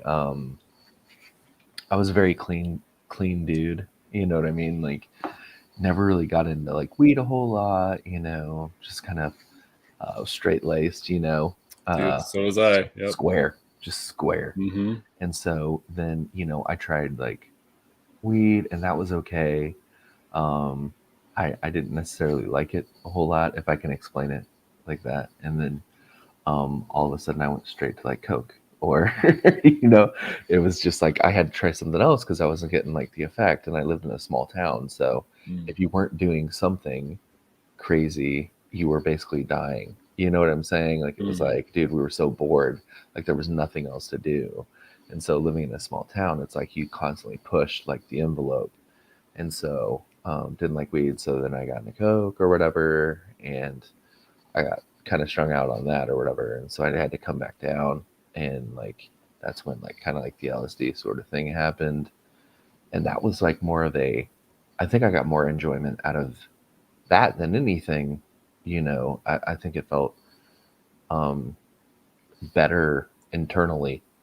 What was like the environment with LSD? Because as far as my experience and learning from a lot of people about their experiences, you know, like the mindset and setting has a profound effect on the experience. So if you're doing that stuff in like a crazy environment, it's going to have a completely different effect than if you're laying on a couch with like a, you know, therapist. And yeah, we were at work.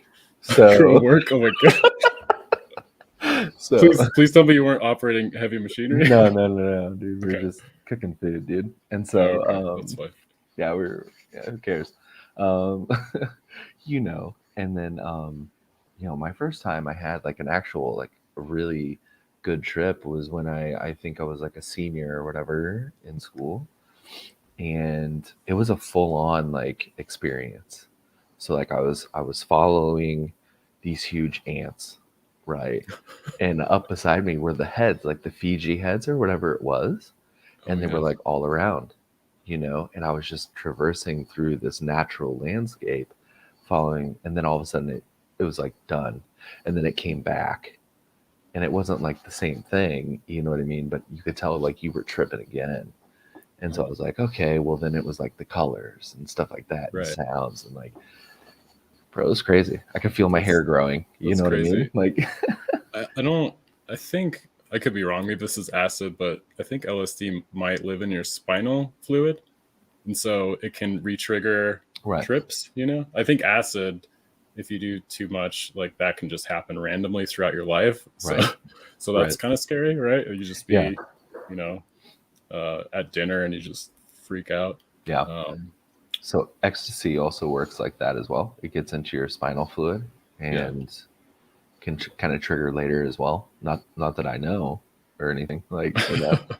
Wink. Government.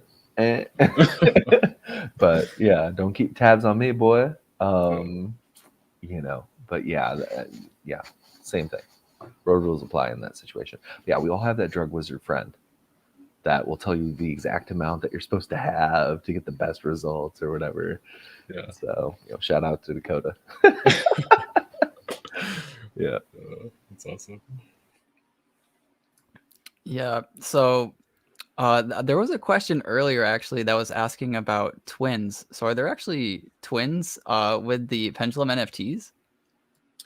Twins. What does that mean? Oh, as far as like inversions, like where one will have one skin color and it'll be like the opposite on another, like the eye skin kind of matching. Is that what we're talking about? Maybe there was this question that says how many twins are in order, and then there was this question that says I have twin with green eyes. I still haven't found who has it. Oh, I don't know if there are. It's not intentional, Okay.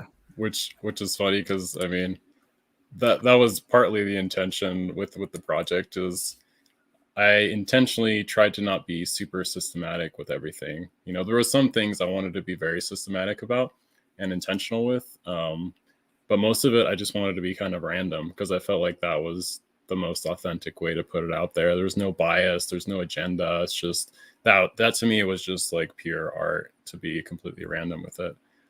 So for me, it's been really fun just to see this stuff come up. Like I had no idea what the twins are, you know, like so there's all kinds of kind of organic things that have come out of this, like the question about the signature too, right? It's like, what's the signature all about? And um, so it's yeah, for me, it's just been interesting to see all these things kind of emerge, and I think it's fun too, right? Like we can kind of create our own narrative and give meaning to these things that kind of randomly came about, and it's like a fun surprise for everybody, you know.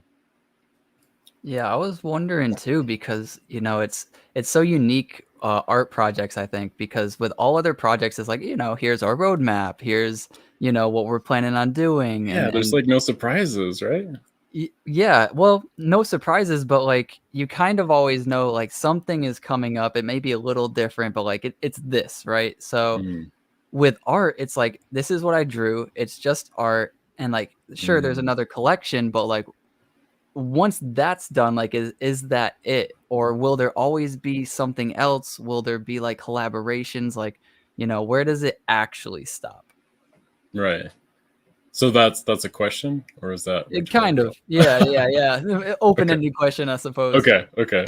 Yeah, I mean, originally we were thinking about doing kind of a more interactive, gamified experience like Dirt Birds, but they learned a lot from that project, and everybody I think knows now how much effort and how big of a team you need to really support that. And so for Pendulum and for Order specifically, like the art we just felt like was so strong that we didn't really want to manage all that, and we just wanted to see what would happen because there wasn't a ton of art sold, like just art focused projects out on Cardano at that time that we started. You know, 6 months have passed by, and there's probably a ton now that I don't even know about.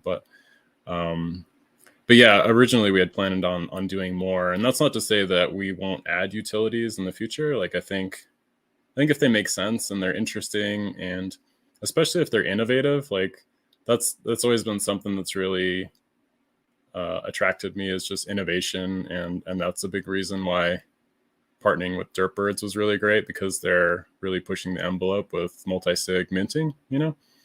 Um, and so yeah, I think there's plenty of potential, and what I want to keep doing is just keep being open with projects and keep being open to new possibilities, because for me that whole exploration and surprise and co-creation aspects of NFTs, like that's what I really enjoy. So that's what I want to kind of continue and follow. And that's not to say we won't have like a roadmap or anything in the future, or be more structured, I guess. But at the core, I really want it to be organic, and that's what we've been communicating since the start. You know, we've grown our community organically. We didn't do any whitelists or um, giveaways or tweet hypes or anything like that. So yeah, we're just trying to stay true to ourselves, I guess.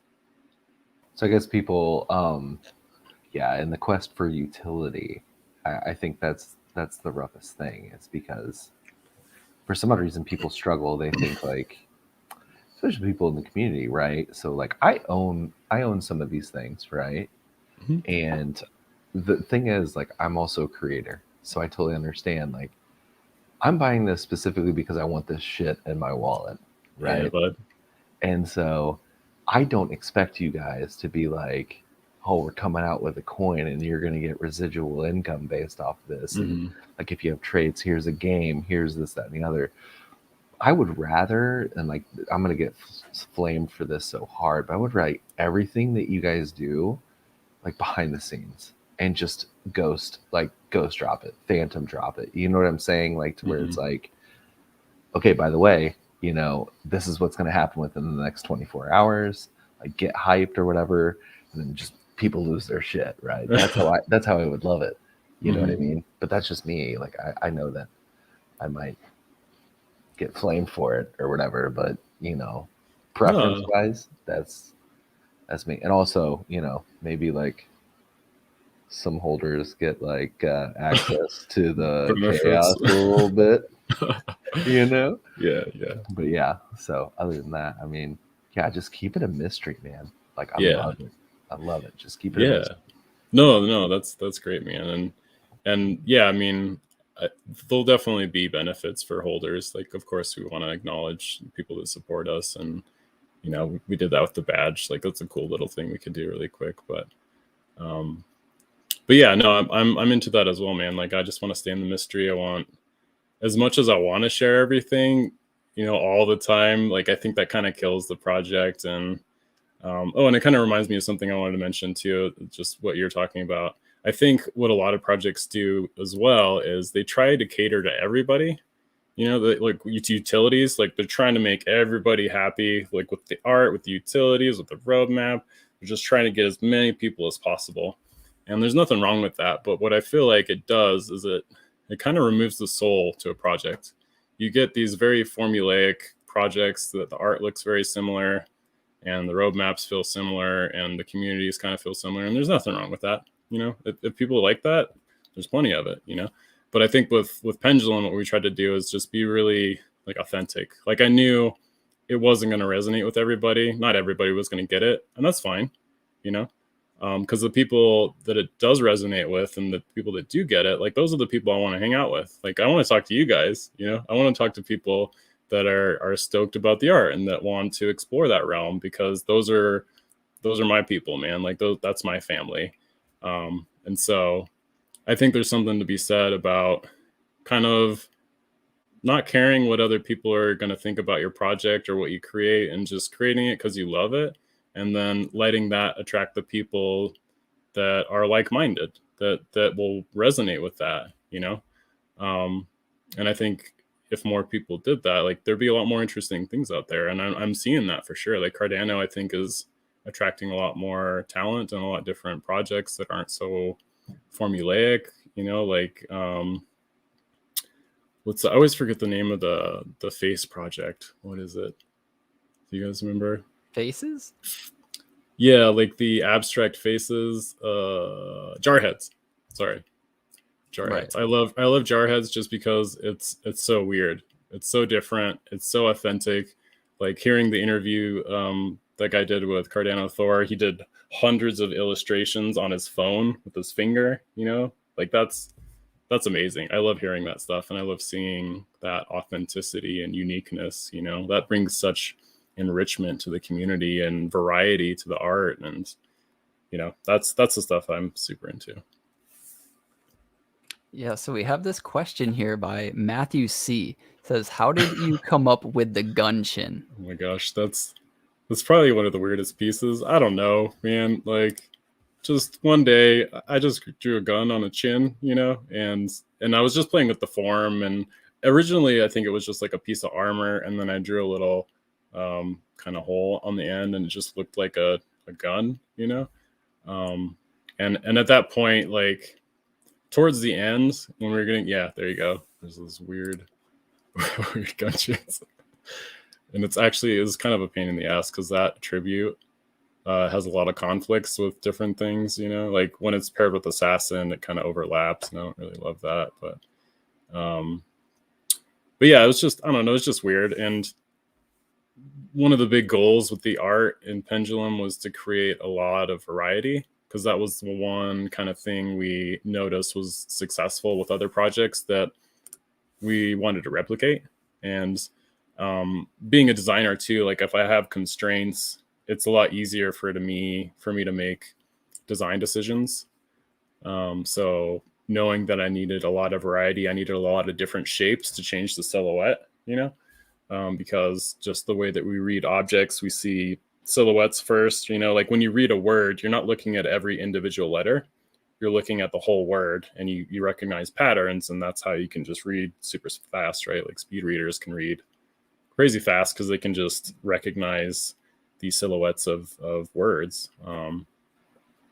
So that was probably too technical to get into just like art and what I did with the design, but that was a big thing I was trying to focus on, was just creating a lot of different weird silhouettes that would give unique form and be interesting, right? Like by now you guys know I love small details, like that's my favorite thing, is to zoom in all the way and do all these crazy little things that probably nobody's going to see, but the ones that do see it are like, stoked on it. So yeah, long way of saying the gun chin just came out of nowhere. I had some like Gundam wing image stuck in my head, and it just kind of came out that way. But that was the fun part for me, like when I drew that, I didn't have a plan of drawing it. It just kind of came out, So Now you say Gundams. Are you into anime at all? Anything like that? a little bit. Like I got into like One Punch. I love One Punch just because it's so crazy, and I love the style, and the humor is great, and then I got into Seven Deadly Sins. That was really good. More of the newer stuff. Like when I was younger, I watched more like Dragon Ball. I guess I grew up on Dragon Ball. My boy got into that for a long time too. Yeah. Oh yeah, Rafiki Berserk was really good as well. I was actually watching Berserk when this massive hailstorm, like the biggest hailstorm in Colorado history. I think it's the most catastrophic hailstorm in the US's history, just came through and just destroyed all of Denver. It was like billions of dollars worth of damage and stuff. And so I was watching that when that happened. There was these like softball size hail chunks, like just hammering our house, so that's funny that brought up Berserk. But yeah, if you get a chance, I highly recommend Cowboy Bebop and Samurai Champloo. They're kind of old school, but classic. Oh, and Afro Samurai, man. Yes. I got super into Afro Samurai for a while. That was good. So there was another question, I believe. Where was it? Oh, somebody wants to know all of our favorite pieces that we've seen. And I've kind of already shown mine, so I'll let either Cleanup or Cosmo go. Favorite pieces that I've seen in my collection, or just... I'm assuming your collection. Oh, okay.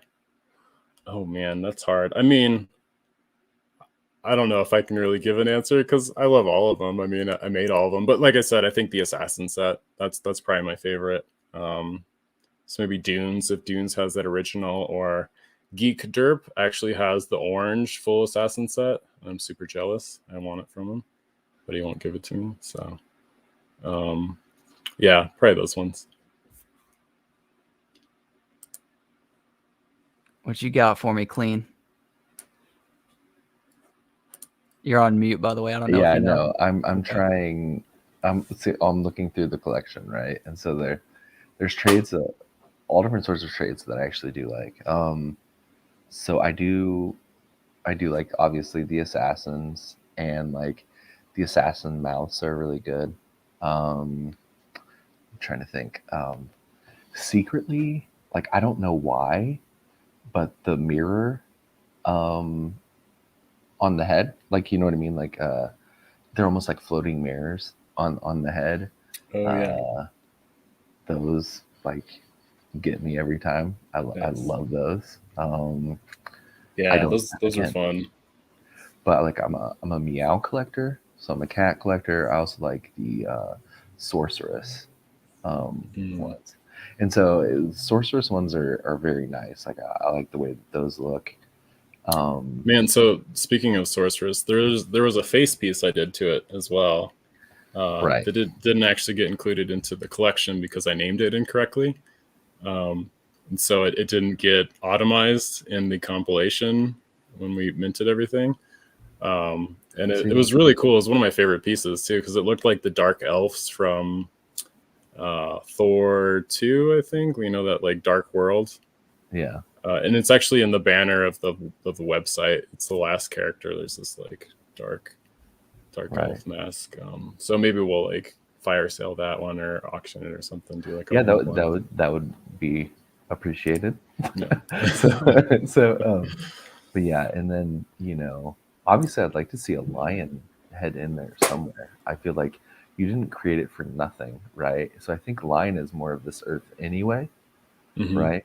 So, doing something to where it's like a lion's head from like a huntress, right? Who's obviously taken out lions or whatever, maybe not, violent or whatever, you know what I'm saying? Yeah. But like, so they have like a lion head on top as like a hat or whatever it may be. They're wearing it because they're a huntress or something like that. Yeah. Okay, that's fine. You've already done this stuff, I'm sure. Yeah. But Well, I drew a lion head. I was starting to do like a tribute to Snoop Dogg, for coming over to Cardano. Obviously, yeah. And so I did a quick concept of this like metallic metal lion head that had these holographic mane and these tubes coming out of it and stuff.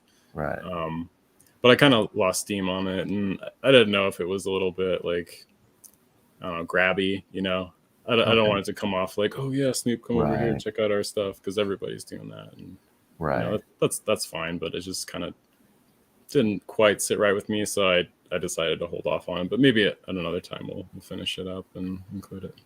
So what would be the flip side? And I don't want you, like, if you don't have it yet, obviously, then it doesn't matter. This is a rough question. Feel free not to answer. Mhm. What would be the flip side of an assassin? So you have the pendulum, you have the assassin on this side. What might be the pendulum swing on the other side?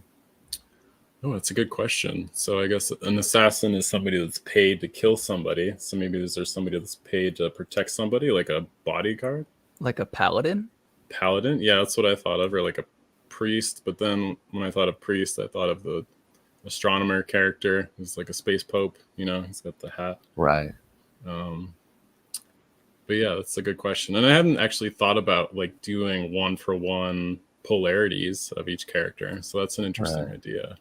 I was more just, like I said, I've been kind of random with where I'm coming from. But with Chaos, I want to be more structured. Like I have more structure to it. To give you a little sneak peek, like I'm thinking of doing elements, like doing natural elements. Okay. So having maybe tribes that associate with ice or fire, earth, air, and kind of incorporating that, because I think that could be interesting to see a mixture of different elements on characters, where there's like half fire, half ice, Gotcha. And that'd be fun to paint and draw too. It's just messing with those textures and elements. Any merch in the future? Yeah, for sure. We actually already have a couple good resources for that, and they really want to go hard, and I feel bad because we're just not in a good place for it right now. Gotcha. Again, the designer in me, like I would go nuts with that stuff. I would love to design shirts and swag and stuff all day. So I think eventually, but I think or chaos, doing the chaos drop is the priority for now, and then if we can find some good time to do that, maybe on the side, or it's just time is just so hard, man, because I have a boy, like I'm not going to be a workaholic. I'm only really putting in maybe like 6-7 hours a day if I want to sleep, and I need to sleep to be able to continue with the marathon of drawing. So I have to be really, really efficient with my time, which is totally okay. That's my choice. But yeah, it kind of gives insight, I guess, to how much we can do, given that there's just me. Yeah. So Matthew, again, he says he wants you to check out asset 2387, but don't worry, because I got it for you. Let me see. Check this out. Oh, dude, that's dope. Oh God, that's so sick. Yeah. See, and so that skin right there, I want to say that particular skin is the most rare skin in the actual collection. It's like a red, scroll down, the shiny infrared. That is the most rare in the collection. Sorry, I know a little bit, like probably not as much as you about this collection. But no, honestly, dude, you probably know more about it than I do, because I haven't been looking at any of this stuff, and that makes me really happy that you know more about it than I do. So yeah, because then I get to learn, So you can check on it, search by attribute, but that skin, that shiny infrared, that's, I want to say, the most rare in the collection. Maybe, I think 9, if that. Am I right? 17. Wait, that's the ear. Wait, is that the ear or skin? No, that's skin. 17. Okay. I was close. Dang. Yeah, and that one's going for a 7,500. Yeah. So That's we'll cool. see. That is pretty badass, though. The shiny infrared's legit. Yeah. Yeah, those are fun. So those are, for anybody that gets into like doing the Procreate stuff, those are just gradient maps. And so with the gradient map, what you can do is you can assign color values to how dark and how light something is. So if I make that skin black and white, it's going to have a range of values, right? It's going to go from really dark to really light. And so with a gradient map, I can say, make all the darks purple and then make all the lights red. And so then you get that range. And so that's how that was created, if that's like interesting at all. I find it pretty interesting. Cool. Yeah, that's awesome. I don't know how to create art or anything about like the software that you use, but like colors blending together, like I understand that, and that's a really cool feature. Yeah, for sure. No, it's just fun. It's just fun to mess with that stuff. So you're tight with dirt birds. They're cool. They are very, very smart as like a community, and as a bunch of creators. They're super smart. I do know that. Are there any other people you would want to collab with, or people like you really, for lack of better terms, admire, I guess you would say, in the space, or would dream of a collaboration with? Yeah, so I mean, I'm pretty close with the dudes at Universe 25. That was actually the first kind of tribute piece I did of the like dude holding the phone, and there's like X-rays going on. You can see the skeleton, his face. So yeah, Max and I, it's so funny. We're like twins. I was chatting with him. We're the same person pretty much. We have such a similar background and outlook on life and everything. So, and Flavio is amazing too. He's the artist for Universe 25. So yeah, definitely collab with those guys. I really like the art of Havoc Worlds. I think Wamza is the artist. Yeah. And super strong. It's in a style that I think is really popular on the chain, but they're doing it in a really unique way. And so they've reached out and have mentioned that they want to do a collab. And so I'm kind of waiting on, I think, Wamza to start it, and then I'm going to do it, and then we're going to pass it on to Udon, which I think Udon does Happy Hoppers. So he does Happy Hoppers. He does so much, right? So he does stuff for Faha as well. Oh, okay. You're in good company there. Yeah, man. Well, I'm still like coming up out of my cave, or my hole or whatever from being. We'll call it the creation cave. Yeah, like this is the creation cave. This is what a creation cave looks like. So, so I'm still trying to like figure out who everybody is, and like tomorrow we're going to be doing this marbles game on Twitch with Stagwell, from Bizarre Stars. So he's a super cool guy too. There's so many projects that I'd really love to collab with. Like I just did that hand for Jordy Tao, which was really cool. I love his stuff too. It's really different and unique. And then I really like the handies stuff, and just the fact that project exists and isn't like banned, is amazing. Like it's so cool. And the art is amazing. And I've been chatting with the creator a little bit in this kind of like private Discord, which is pretty fun. And he does everything in Procreate too. And I was just asking him today actually about like what software he uses to do his little process videos.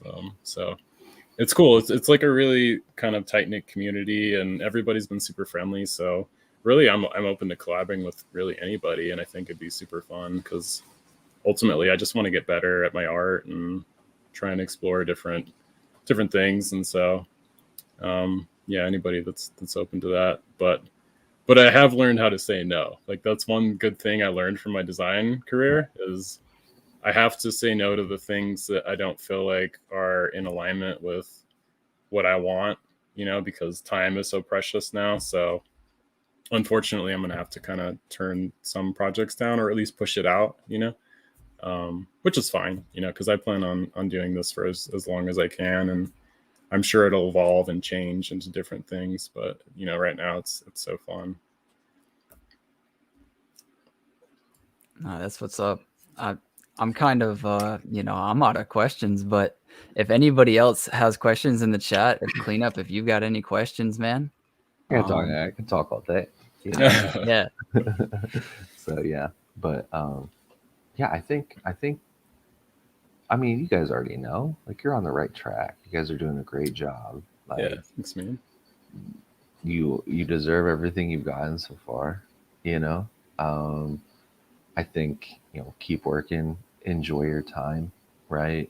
Because the only way you're going to be able to create something worthwhile is if you're in the right headspace. And I think we covered that tonight. You know what I'm saying? So do whatever it takes to get in the right headspace. And then, 6-8 months down the line, if something comes up and it's great, push it out. Oh yeah. I'll be a big cheerleader. You know oh what I mean? Man, so. There'll be no shortage of that. Like I'm on a mission to pump out as much art as I can without burning myself out, of course, I was actually happy that you were saying like, oh, it'll probably take me like 6 months to make another collection. And I was like, dude, yes. Like, first off, like take all the time you need to make it as perfect as you need. Like so many projects, like you said, can make a collection in like 3 weeks, right? But it doesn't make it good, right? It doesn't make it bad, but at the same time, you just had a release and it went very well. There's really no need to rush it out. A lot of the times people will rush out all these drops within like another month. And then the project just goes super low. Everybody gets discouraged and the project kind of just fades away. So I love that you're taking your time. Yeah. Thanks, man. I mean, at this point, it's kind of a necessity. Like, I don't feel like I could actually produce anything I'd be happy about in a month, So, and like I said, I like that exploration process. So that takes time. But ultimately, it's all, like what you guys said. I want to create the best art that I can, and so taking time to do that is absolutely worth it. But I don't want to ignore the community. I love the community and I want to stay engaged with that. And I think doing the art contests and collaborations and doing some giveaways and auctions and stuff, like I think that'll be really fun. I need to figure out the cadence and rhythm of that, because like I said before, only so much time. But yeah, I really appreciate the sentiment, guys, and I appreciate the transparency and honesty and just saying like, just take your time, because I do need to hear that. Because if I had it my way, I would just be going so hard on this all the time, and I know that I can't do that, because you really do need to be in a good headspace, and you need to allow yourself the time and natural inspiration to kind of grow to really create your best work. At least that's how I work. Yeah, I could talk to you all day still about like mindset and like all the things you were thinking and how you think now and like how you can still better yourself. I mean, dude, let's do it sometime. We can go hard on just that stuff, because to me, like that's so foundational, especially as a creator. Like you really need to take care of yourself.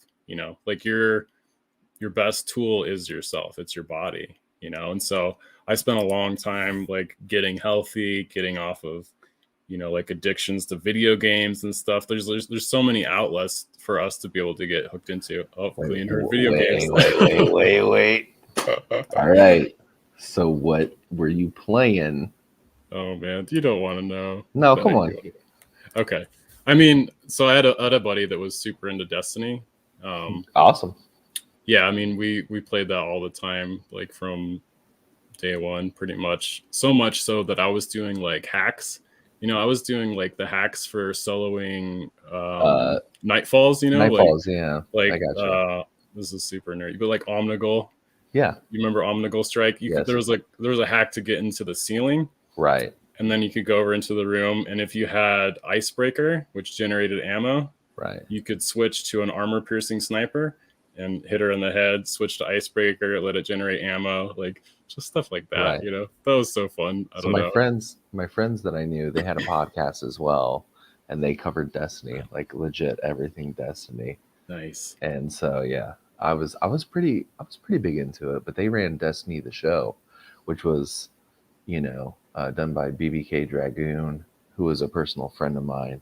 Oh, And nice. like, so I got into Destiny pretty good. I fell off around Destiny 2 though, Okay. I was kind of let down by the by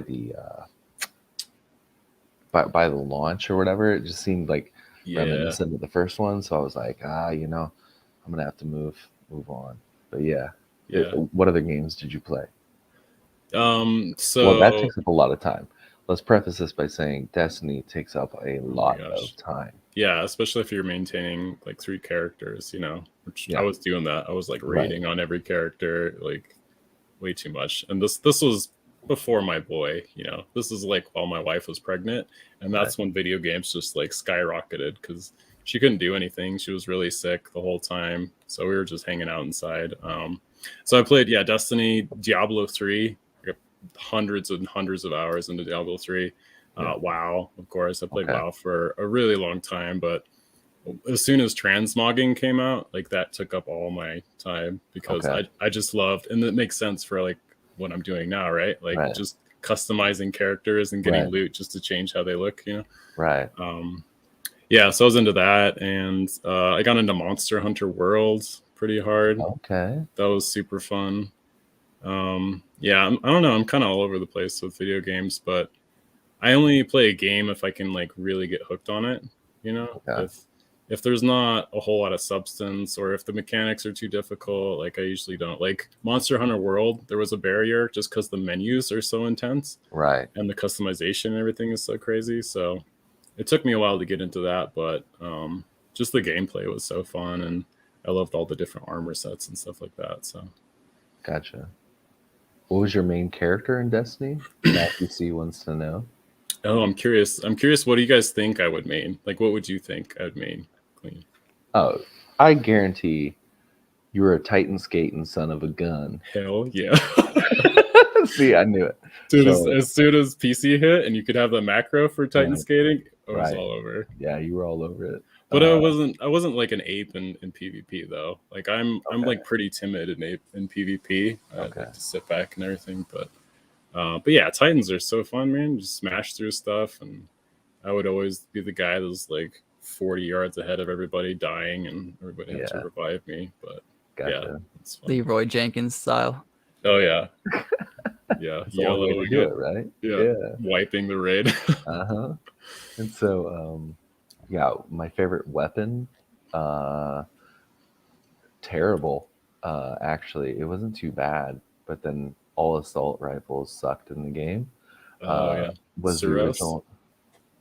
No, I hated the Suros regime. Oh, I was into the Supercell, oh which had that lightning effect, or you know what I'm saying? yeah. Oh my where you gosh, I could love chain- that. Yeah, you could the chain them. Yeah. Hmm. So when you did that in PvP, you felt like a god. Yeah, Like, it was especially before they nerf stuff. Like that was the best part. Like when guns would come out, they'd be so broken, and then everybody would just be spamming that in PvP, Right. and everybody would be Right. so upset. But Yeah. what about Black Hammer though? Like I think Black Hammer was my Yeah. favorite Yeah. No, because I soloed so much stuff. You could just get infinite ammo if you could right. 3-shot headshots. Right. And I want to say they sunset it for a while, didn't they? Or did they put it in the vault? Well, what they did is they turned it into what's the exotic now in Destiny 2? I forget what it's called. But essentially, you don't get infinite ammo. You get 3 headshots, and then it refills it from the clip. Okay. Yeah, maybe somebody in chat has it. I don't know, but yeah, that gun was super fun before they nerfed it. But you're right. They sunsetted it and turned it into exotic and made Right. it less powerful. Right. So Destiny, video games were your thing. Best game of all time. Yeah, Mendez wants to know for all of us, what is Oh, the yeah. best game of all time? Oh my gosh. Why don't you guys go first? I need to think. I mean, Nick, you gotta go. I know my answer straight up. But Okay, it's It's so got to be like nostalgia, though, right? kind of, yeah, probably. So, you know, I got into Halo during Halo 2, and all my friends had Halo 2. They had an Xbox. I didn't even have an Xbox. And so they were like, hey, man, we want to play Halo. Like, let's play Halo. So I got kind of forced into it just because it was what my friends wanted to play. And I got wrecked. I kept getting wrecked. I was like, this game's stupid. Like, I was used to Dude, PlayStation. I was like, why is the that was controller so me. big? Like, Yep. this sucks. Like, stupid. You know, I was mad. Yep. And they kept making me play. And for whatever reason, normally that psychology of like being forced into doing something makes me hate it. But I just started to love it, and I couldn't control it. And then my parents finally got me an Xbox 360 for one of the Christmases. I don't remember what. It was like when it first came out. And I got Halo 3. And I became so addicted to Halo 3. It was the only game I owned for Xbox 360 for almost 4 years. It came with BioShock, which was an amazing game. Yeah. And I also ended up buying like a few other games like Call of Duty, but I only played Call of Duty 4 and like Modern Warfare 2 for like a month each. And I was like, these games suck. Like, let me back to Halo. So Halo was the only game I owned for like 4 to 5 years, and I would play that religiously for like 4 to 5 hours a day minimum. Dude, And that that was the epic. shit. Yeah. For me, I started in Halo Combat Evolved. So when I got into first person shooters or whatever, like I was born in '84, bro. So like Nintendo 87, but Nintendo 64, you know what I'm saying? Like we had GoldenEye, we had Perfect Dark. I preferred Perfect Dark over GoldenEye oh my because gosh. it had bots. Well, And and it you could had get the expansion too that right, like upgraded the graphics. It looked right, so good. right, and everything was good. Um, and then the next game that I really played and got really addicted to was Halo. And so I started with Combat Evolved, and then I went to Halo 2, and Halo 2 was my main Halo game. So it was back in 2004. I was like 18 at the time, 19 at the time, and it was just like, you had online gaming for the first time, really. Yeah. And so you got to talk to your friends, and then you had ranks, and then you had clans, which you had your original 100-person friends list, right? And then you had your clan's friend list. So you could have 200 people on your friends list at any given time, and not only that, but the clans had ranks. So you would go in and you'd match up against other clans, and then, there was a leaderboard. And so for the first time, I think in gaming history, you could find out where you and your friends stood, and then based on that, our clan had like 20, 30 people in it, right? And so, we would structure it to where we would play against each other in scrimmages, and we would find out who the 4v4 team is for that week. So it kept everything fresh, and everybody had roles on there. So you could only have a certain color background if you were at this rank within the clan, or if you played so well, you could get a filled in number, whereas everybody else had to have a translucent background. And so there were so many different tiers to it, right? Yeah, kind of layers, like multi-dimensional. That layers. It was just like, it could not be beat at the time. And Halo 3 came out, and that was great. That was completely different. Like they had Forge kind of in there, all different sorts of stuff. They really kind of upgraded it, but then they had a better ranking system, but it didn't have the clan feature. You know what I mean? Which that was the bread and butter. Oh, And yeah, it probably kind of killed it for you, huh? And so after that, it was like there weren't any clan ranks. It was just kind of like, it was the most competitive Halo game I've ever seen in my entire life, was Halo 3. And it really brought everything to the forefront. But the friends that I made in Halo 2, just by grinding locals, and working your way up, and once you became locally known, then you could work on your MLG stats, right? And so then all of a sudden it was like, okay, well, you know, can I get on this team? Can I team with these people in my local area to Yeah. go to other tournaments and then make the MLG tournament and do the FFA tournament for that? And then, you know, you're kind of networking in that way. So I got to meet like so many cool people. Like Paul Wall was there, Oh dang, you that's know, cool. and like, dude, just a crazy amount of awesome people. And for me, that will never be replaced. And so, Yeah. you know, it's very much like you don't know you're in the good times, right? Until it's over. Mhm. And then you spend most of your time trying to recreate that, and it can never be recreated. So Right. it's like, enjoy what you have now. Like this time right now can never be recreated. Right. Like, so enjoy this. You know what I mean? And so after that, like I lost my way, was lost in video games. And the only thing I've ever really played recently is Apex Legends, just Nice. because it cures my ADD and the fact that like I it's always random. So each interaction is not going to be the same as the next. Like you don't know what gun they have, you don't know what sort of armor set you have, or what sort of grenades or anything like that. There's so many different variables that it's like each one is different. So that's why kind of like battle royales kind of took over, because That's why I liked Halo 3 so much, though. Everybody started off with the same loadout, and all the weapons were in the same location. So it was more so about fighting for like position, so that you could get the weapons and I stuff totally like get that. that. Golden And Triangle, I totally understand that. You have to the understand, people are on crack now, okay? It's a completely different gaming sphere now, Well, okay? and when you're older too, you can't compete with like 16-year-old reflexes, man. oh, bro, I'm gonna keep trying though. I swear. Doesn't matter how many monsters or how many Red Bulls you drink, man. Yeah. Doesn't matter. Can't keep up. yeah. Sorry, I didn't mean to go on a tangent, but you know. No, the other thing with Halo 3 that I think you missed out was you could save your clips and share them to people. And I Oh yeah. loved that so much Oh, because like Yeah. I for couldn't so the before YouTube. like I couldn't show my friends like, yo, I did this really cool thing, and they'd be like, okay, like he's probably Whatever. exaggerating, right? Yeah, but then you show them and they're like, oh shit. And it's like, yeah, I told you I'm nasty. Right?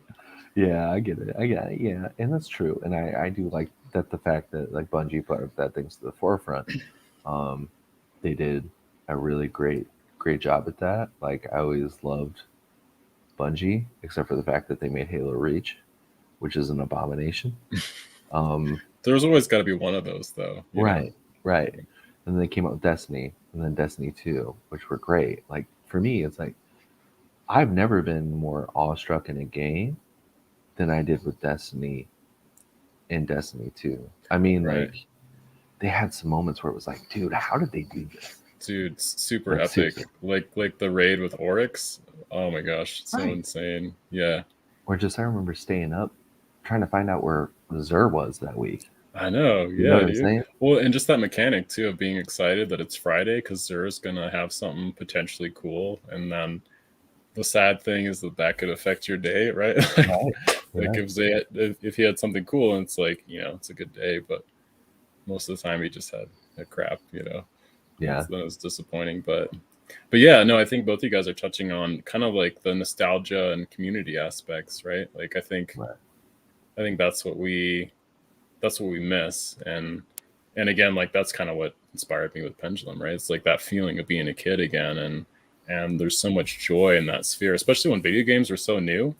You know, like video games were just every year they were just taking leaps and bounds. You know, like the next year PlayStation 3 would be out and the graphics are like 7 times better, and you know there's like 100 times more memory. Like it's just insane all the time, and it just kept like heightening it up, and it feels kind of like it's plateaued a little bit, you know, where I think VR will for sure take over when it's mature enough. It still feels kind of like in its early phases.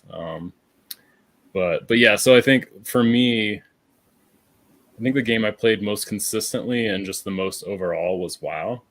And I think the reason I loved it so much was just how open it was, and I think it really changed video gaming forever. You know, it was one of the first, if not the first, to do a monthly subscription, right? Which at that point you're like, why would I ever pay what was it, like $7 a month or something? Yeah. For It was Yeah. expensive, I thought, because I wanted to get Yeah. into it. It was like $14 or $15 a month. From the start, I thought it was a little cheaper from the start, but you might be right. You Yeah. might be right too, because I don't know when it started.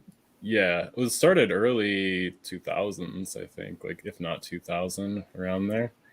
And yeah, and like all my friends were into it. I would go over to my friend's house, and that was the first time I even heard of the notion of even having like a gaming computer.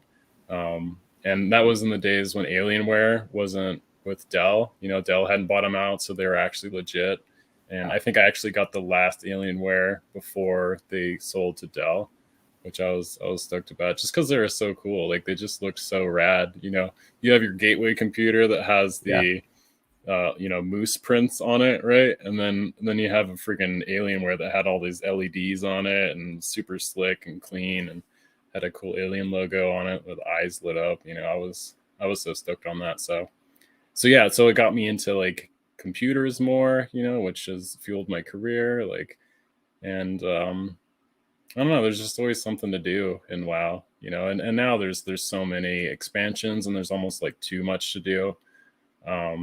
To the point where it's just overwhelming. So I kind of lost interest, but I played for like over a decade, you know, which is amazing that a game could have that longevity and that it's done so well and it's birthed other projects like Hearthstone, you know, like Blizzard's done some really amazing things and they've attracted a lot of artists, which a lot of the artists have been profoundly inspirational for me, you know, like Mark Brunette is used to be a senior artist at Blizzard, and he runs a company called QBrush where he sells assets for creating digital stuff, you know, like 3D models and paintbrushes and things like that. He also has an art school. So if anybody that wants to get into digital art, go through Mark Brunette. And we could maybe like share out the link sometime. But yeah, he's helped me a ton with art as well. So it has all these interesting synchronicities or these interesting correlations of, you know, where WoW or video games has affected other areas of my life, and it's all kind of coalesced into, you know, what I'm creating now, which is cool. It's just cool to see how games like that influence us, you know, especially our generations, you know, where we kind of grew up on video games and we're the first ones, and so it's interesting to see what the world is like now, like that, you know. Yeah, I actually have to give a shout out to so the other favorite game that I always debate, there's actually two, is Super Smash Bros. Melee that came out in 2001 for the GameCube. I still play that somewhat competitively. I have like a gaming community. Sometimes we'll play basketball on Saturdays or whatever, but at the end of the day, we're all nerds. We get together, you know, sometimes we smoke a little bit and we just play a lot of Melee, like hours of Melee. Dude, that's still legit. There's still tournaments going on. I see Oh. it on Twitch. Like, it's a huge thing, and it's crazy. Like these dudes with their custom little controllers, you know. Like, So like how deep it goes is that game is one of the most technical games I've ever played in my life. So really? yeah, like I'm just like two examples is there's like a wave dash where you jump and you air dodge down into a direction and it makes your character slide. And if you do it quick enough, your character will just flawlessly slide. And if you do it not quick enough, you'll like jump and air dodge and it'll like lag and you'll look like you don't know how to play. But if you do it perfectly, your character just glides across the stage. And then there's like another where you do an aerial. So when you're in the air and you attack, before you land on the ground, you need to press L or R, and it's called an L cancel. And what it'll do is it'll get rid of like 75% of the landing lag. So you can actually do another action really quickly after. So yeah, the frames, right? Like I know guys that really get into fighting games. It's all about the frames. How many frames does it take to do the animation for like the hit to register? And yeah, doing hacks like that where you can cancel frames and gain an advantage, like that's everything. Yeah. So there's that game which I absolutely love. I love the community behind it. More importantly, I was super depressed when I met all those people. So like they just mean even more to me. But then also is RuneScape. And when you were talking about WoW, I was just thinking about RuneScape. Yeah, so RuneScape's pretty epic, dude. Yeah, because I was thinking, I was like, I remember I wanted to play WoW and I looked at the price and I was like $15 a month. And then it was RuneScape for free. And I was like, I'll play RuneScape. And then my friend was like, but you got to get the membership, it's only $7 a month. And I was like, I could maybe convince my parents $7 a month. I can't convince them 15 though. And so, I convinced them like just for the summer, they would let me do it. And then when school started, they didn't want to like support video games. And I was like, all right, that's cool. But dude, I still sometimes jump onto RuneScape and play a little bit. And I just cannot get enough. I love that game.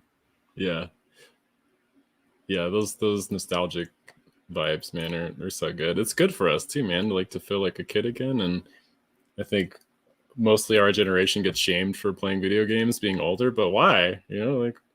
Why wouldn't we? It's fun. And yeah, for me at least though, I had to scale back because it was messing with my brain too much. There's so many flashing lights and it's just really intense. And so for me, it was interfering with my creativity. It was hard for me to hold an image in my mind or to be able to, focus, right? Because video games can really destroy your ability to focus, or they can enhance it. It just depends on the person and their relationship to the game. But I don't have a good ability to restrict myself with that stuff. If something causes me to really enjoy it and I have a lot of pleasure doing it, I'm going to keep doing it. I'm that rat that keeps pushing the pleasure button instead of food. It's just yes. So yeah, we have that joke in the Melee community is like, all right, one more, and then you'll play the game, you'll lose, or you'll mess up one thing, one more, and it just goes forever. Yeah. But it's actually really funny that because RuneScape, my parents would always give me crap like, oh, you're playing this video game, you're gonna work at a McDonald's your whole life, you're not doing anything with your life. That was just, they wanted you to get outside, see a family, see friends. But but I actually met a guy on RuneScape. He just hit me up. He was like, hey, do you want to do this boss together? And I was like, yeah, man, I've actually been wanting to do bosses, but didn't have anybody to do it with. Let me see how you do it. And I'll, we'll do it. And he starts telling me about options trading and stocks. And I was like, what's an option? I thought you just had the stock or you didn't. And he was like, nah, man, I made $100 off of 20. And I was like, wait, you can play with $20 and make 100? And he was like, yeah, man, you just got to do this and do that. And I got into options trading heavy. And I lost a lot of money. And then I got into, crypto after that. And, I'm kind of break even there. And, then I was like, all right, well, if stocks really didn't work out and then crypto kind of worked out, then NFTs must be the thing. So I just forced myself one day because I was like, dude, this is really I don't know how to find information on Cardano and NFTs in here. How do I do this? So that's actually where the channel idea came from and all that. I was like, I'll just help people, get into this space because I kind of had a hard time figuring it out. Yeah, no, that's cool, man. I feel like that's the best. Those are the best type of products and businesses too, things that you just want for yourself, right? You see a need, it isn't being fulfilled. You want it to be fulfilled. So you're like, all right, I'll do that, So yeah, that's awesome, man. And good on you for going for it, and I think putting that positivity out in the world, you're attracting more like-minded people, right? That's why I think we're all talking, we're all like-minded, we're all interested in similar things. Obviously we're talking about friggin' video games for an hour. So yeah, it's cool. Those are the things that get me stoked, is seeing kind of the unseen things, right? That's not something that you would typically think of in terms of bringing people together, but if you look behind the scenes, there's all these little strings that are pulling us together and all these small experiences that turn into big snowball effects that really impact your life. It's I don't know, it's really cool.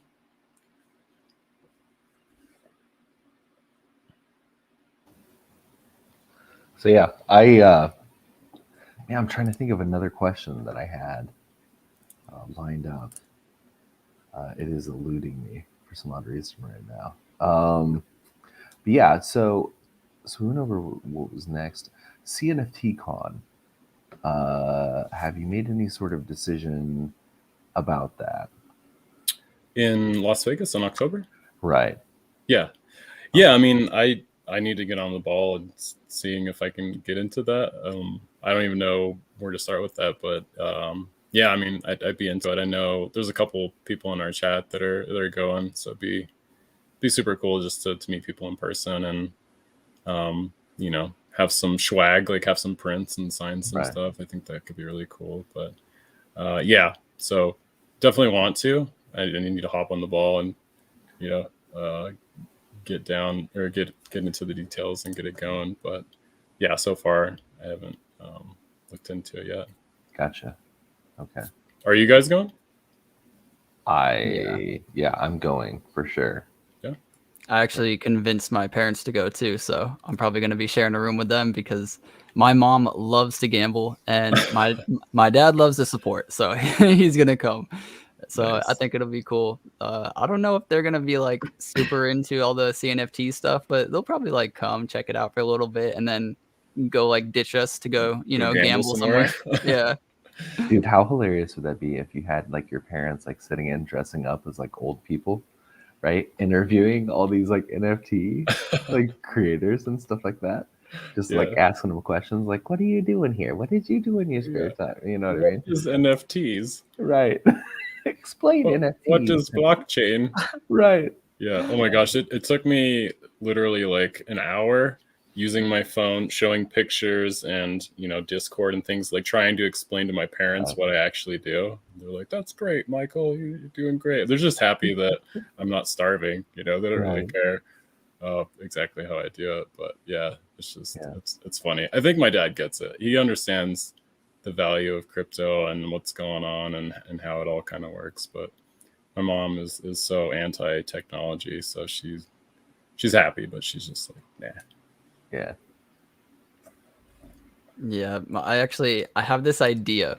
All right, for when I go to CNFT Con, I want to get the Clay Nation hat. I'm gonna wear it just like my Clay, and then I'm gonna, find like the shirt that he's wearing. I want to wear the shirt. I'm gonna have to like steal my brother's AirPods, wear the AirPods, and then I want to hire somebody to walk behind me with a Scion background, so that I am my PFP everywhere I walk.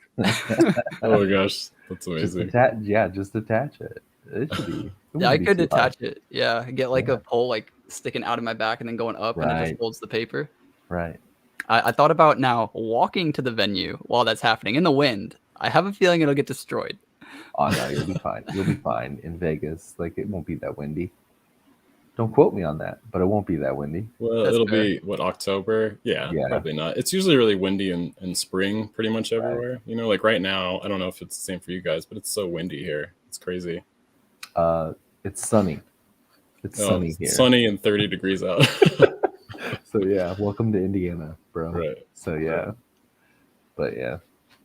So are these CNFT or the NFT conventions, are they kind of like Comic-Con as far as, do people like really get into what they're into as I far mean, as we'll see. This is the first one ever. Oh, really? Oh, I'm imagining it's gonna be like just chaos. There's gonna be like probably like 80 people doing some random stuff that you're just like, I didn't think I would see that here. And then you're probably gonna see like, 500 people over here like going crazy at something you've never seen. Like I just imagine it being chaos, and I want to be a part of it.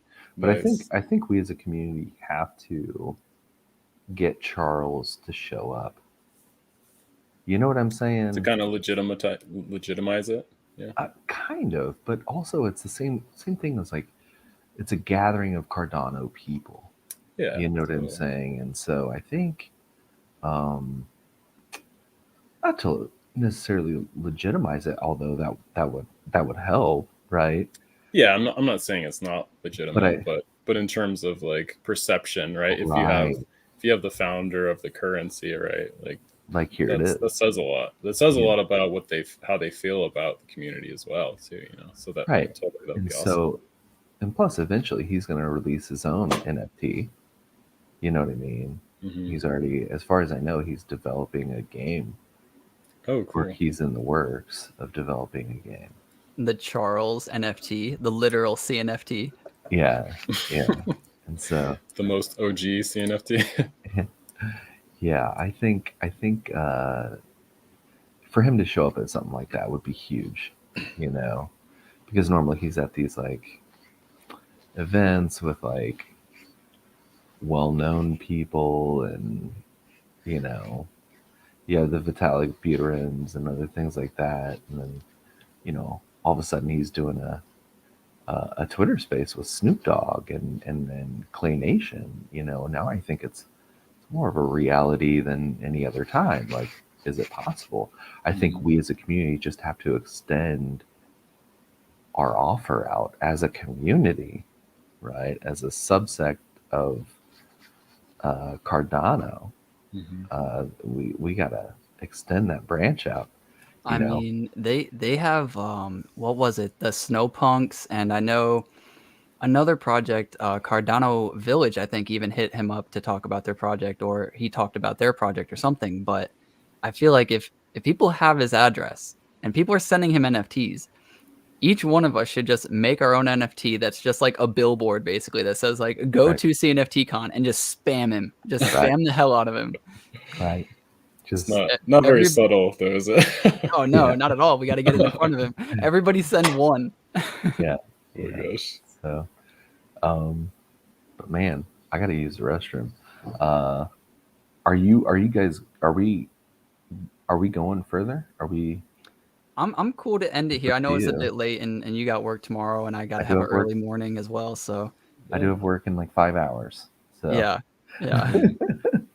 So I'm still in my tie from today. So yeah.